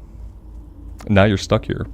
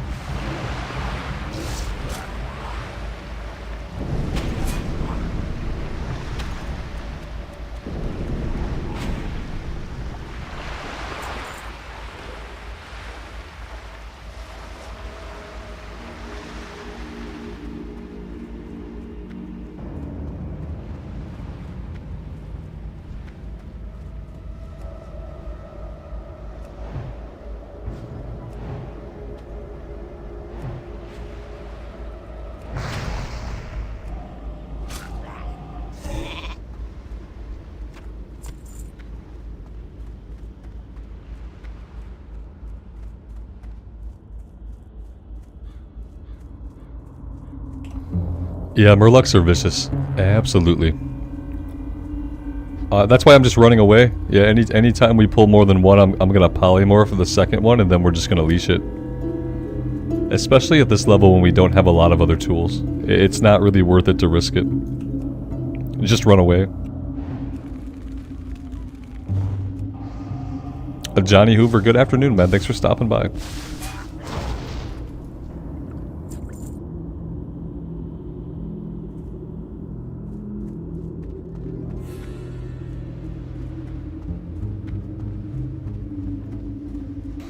No, Clint the Warrior didn't die. Nah. He's alive. Johnny, thank you so much, man. That's super generous of you. Thank you. Now, the Warrior is alive, but I've been kind of realizing that for solo self-found, you really don't want to be a character that relies on a weapon. In solo self-found, you're never going to have a good weapon. And so the best thing you can do for yourself in order to succeed is to be on a character that has spell ranks. And that doesn't actually rely on a weapon at all. I kind of want to kill one of these guys.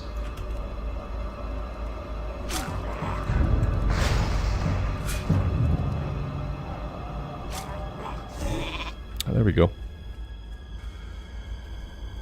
Third Franks, good evening, man. Thanks for hanging out.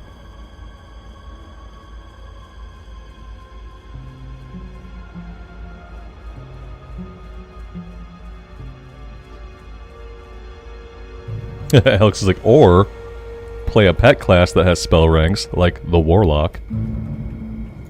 Yeah, in retrospect, like, had I had the mindset that I have right now, had I been sooner to the realization that any character that needs to have a weapon to do damage is ultimately going to languish in the 40s, if I knew that, then I probably would have kept playing the Warlock, honestly.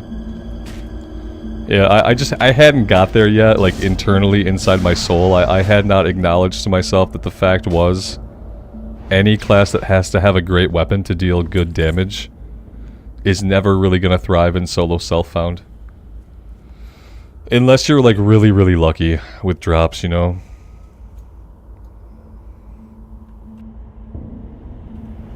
Yeah, I don't know if I'm gonna retire him or not, Clint. I don't think I'll retire him. I might.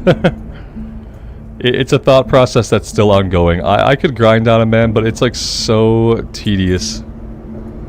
If we were dealing a normal amount of damage for level 47, then it would probably be fine, but we have a level 37 green weapon.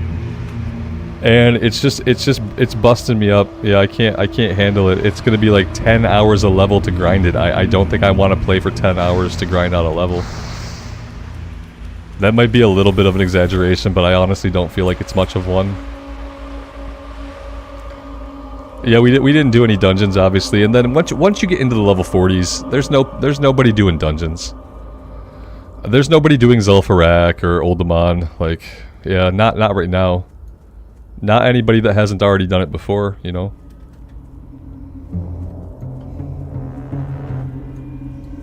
And no, the thing is, like, you could do a dungeon, sure, but, like, you only get to do it once. So, if what you want doesn't drop, then there you go. You get nothing.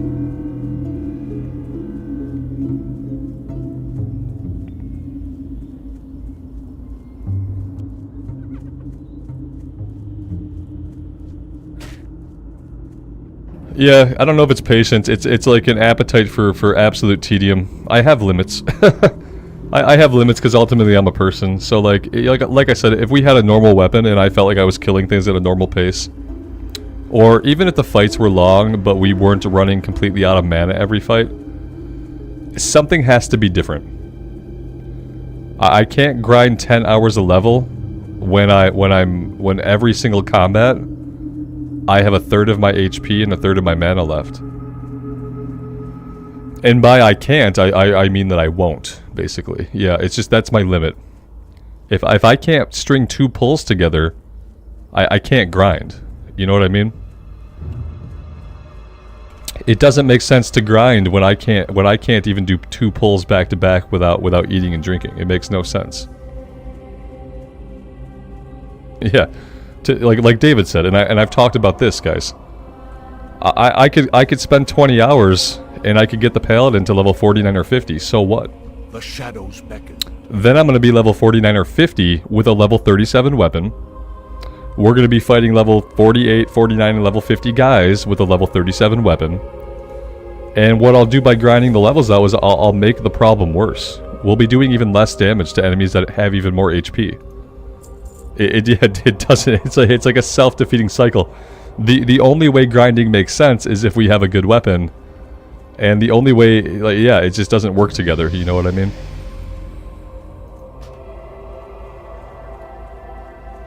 It would have been worth keeping blacksmithing because I had it at one point. Yeah, yeah. I'm responsible for the character being stuck where he's at. Absolutely. Because we had blacksmithing and I gave up on it in the level 20s. What now? Trust no one. This had better be good. Yeah, I mean I could. I just don't know that I will. That's the problem. What is it? Embrace the shadow. We'll see. I don't know, guys. I got on the character today. You know, I had a little surge of energy.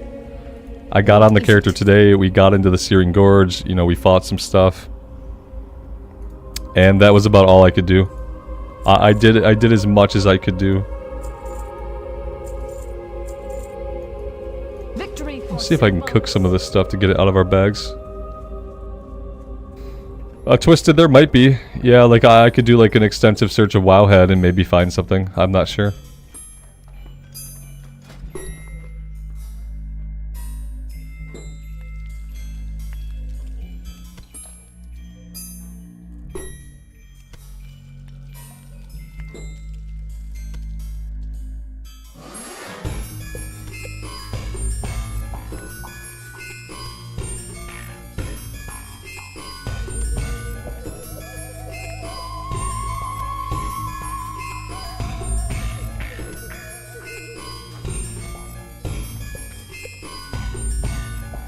What is it?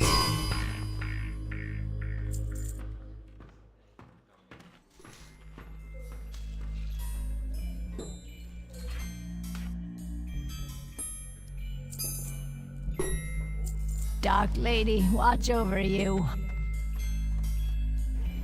Let's see if he has any like copper or anything in the bank, you know. Maybe he's got something. Like, trust me, I get what you guys are saying. Like, yeah, I don't want to abandon the character either. It's just kind of at an impossible point, that's all. Let's head to, wait, is there a bank here? There's not a bank here, is there? That's Ratchet. Have to go to Stormwind, I think. Yeah, I don't know if maybe we have some ore, like, stashed away in the bank still, or if I pulled all that stuff out and sold all of it. It's very likely that I sold it all. There is a bank. Okay.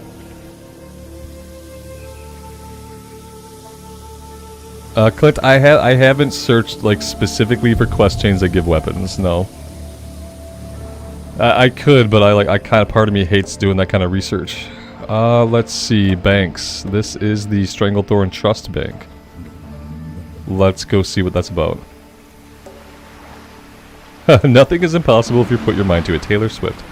That's the simplistic kind of quote that I would expect. Yeah. Talk to me. Yeah, we have nothing. Yeah, we have grinding stones, rough stones. We got some tin, but yeah, ultimately we have what's called nothing. So yeah, there's that. Keep it real. I don't know, guys. Blacksmithing 210 has a decent axe. Yeah, it's a long road to get the 210. You know what I mean? Like, is it gonna matter? Because like I feel like I'm still gonna have like a miserable time. You know. I still feel like fighting stuff is gonna be a miserable time, even if I get a better weapon. That's just kind of how I feel. Maybe I'm wrong. I don't know.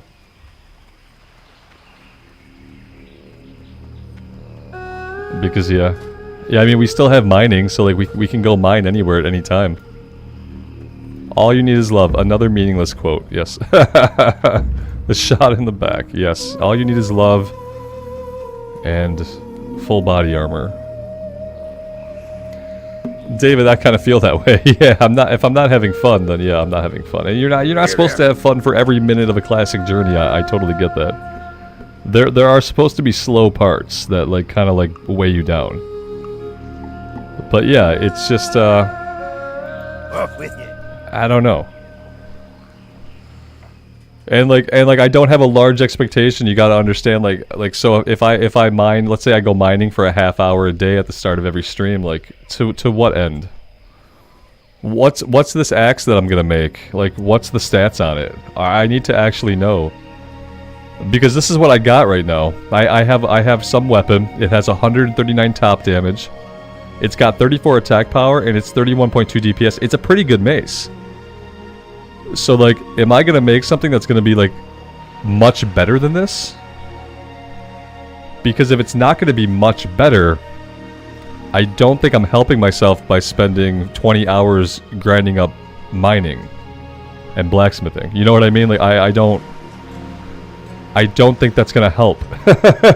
Unless it's something that's substantially better than this. You know? Yeah, I don't know, guys.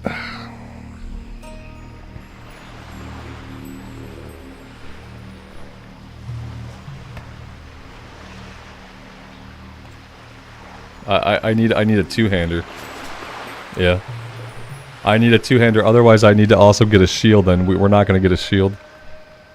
I mean, I guess ultimately the ability to make ourselves like more plate armor would be good. Like a lot of our pieces are still mail pieces. So, yeah. I know, I'm always wanting to like hear you guys out. Like I don't have a big interest in just abandoning the character, but at the same time, like it's become really daunting. Not having anywhere I can go to quest is incredibly painful to me. And yeah, that's like really all there is to it. I gotta respec again. This little made up spec I did is basically garbage. So at the very least, like I can spend another 20 gold to respec. At least my gold is useful. Listen, I'll pick mining up. I'm gonna do a respec so I make some kind of sensible spec. I'll just do what Wowhead tells me to do. That's probably the best thing at this point. We've tried everything else. I've made up so many specs.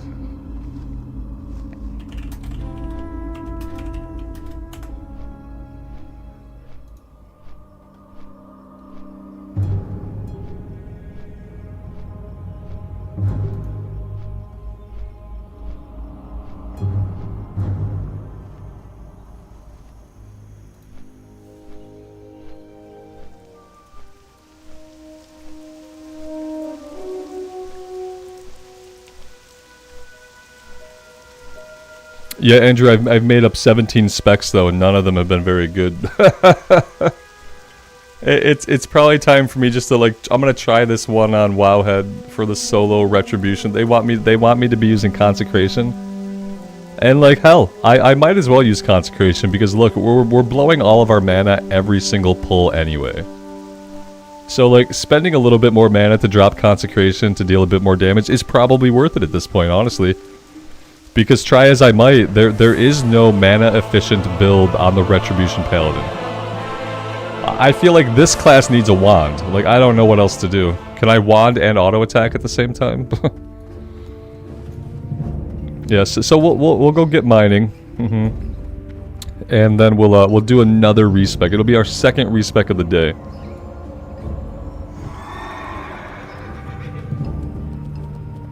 I mean, aren't I bored of rep pallies? Well, I mean, that's part of the problem. I'm bored of being every single pull. You know, that's more to the point. More to the point, I'm bored of not having anywhere to quest, and I'm bored of being every single pull. That's basically it, yeah. We can boil it down to that.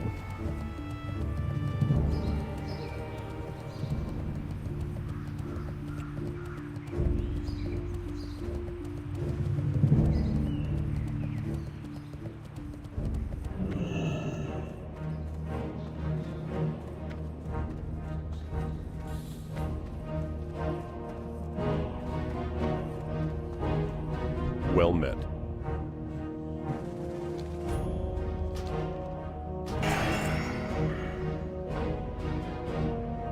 Alright, so let's see. We are going 5 points in Might. We are going 5 points in Benediction. We're going... Oh, look at this. See, they have me pick up Deflection, which is different. Let's pick up Deflection. Maybe we'll at least take less damage. I'm fine with that. I don't think I'm doing a Seal of Command. And they want me to take it, and I don't want to take it. So, yeah, instead...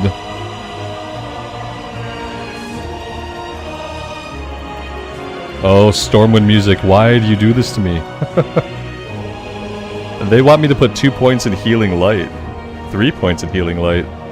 And 2 points in Improved Lay on Hands. I don't think so. This is kind of a stupid solo build. I don't really know about those points. I don't think I'm doing that. Yeah. I don't think I'm doing that. We'll go 5 points here. We need to go 2 points here. Let's do Sanctity Aura.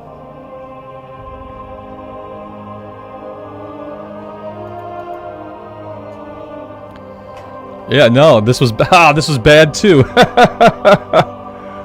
I didn't grab my points in two-handed weapon spec. Oh god, they had me put all these points in deflection.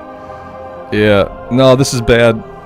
That was bad. It was a big miss. Big bad.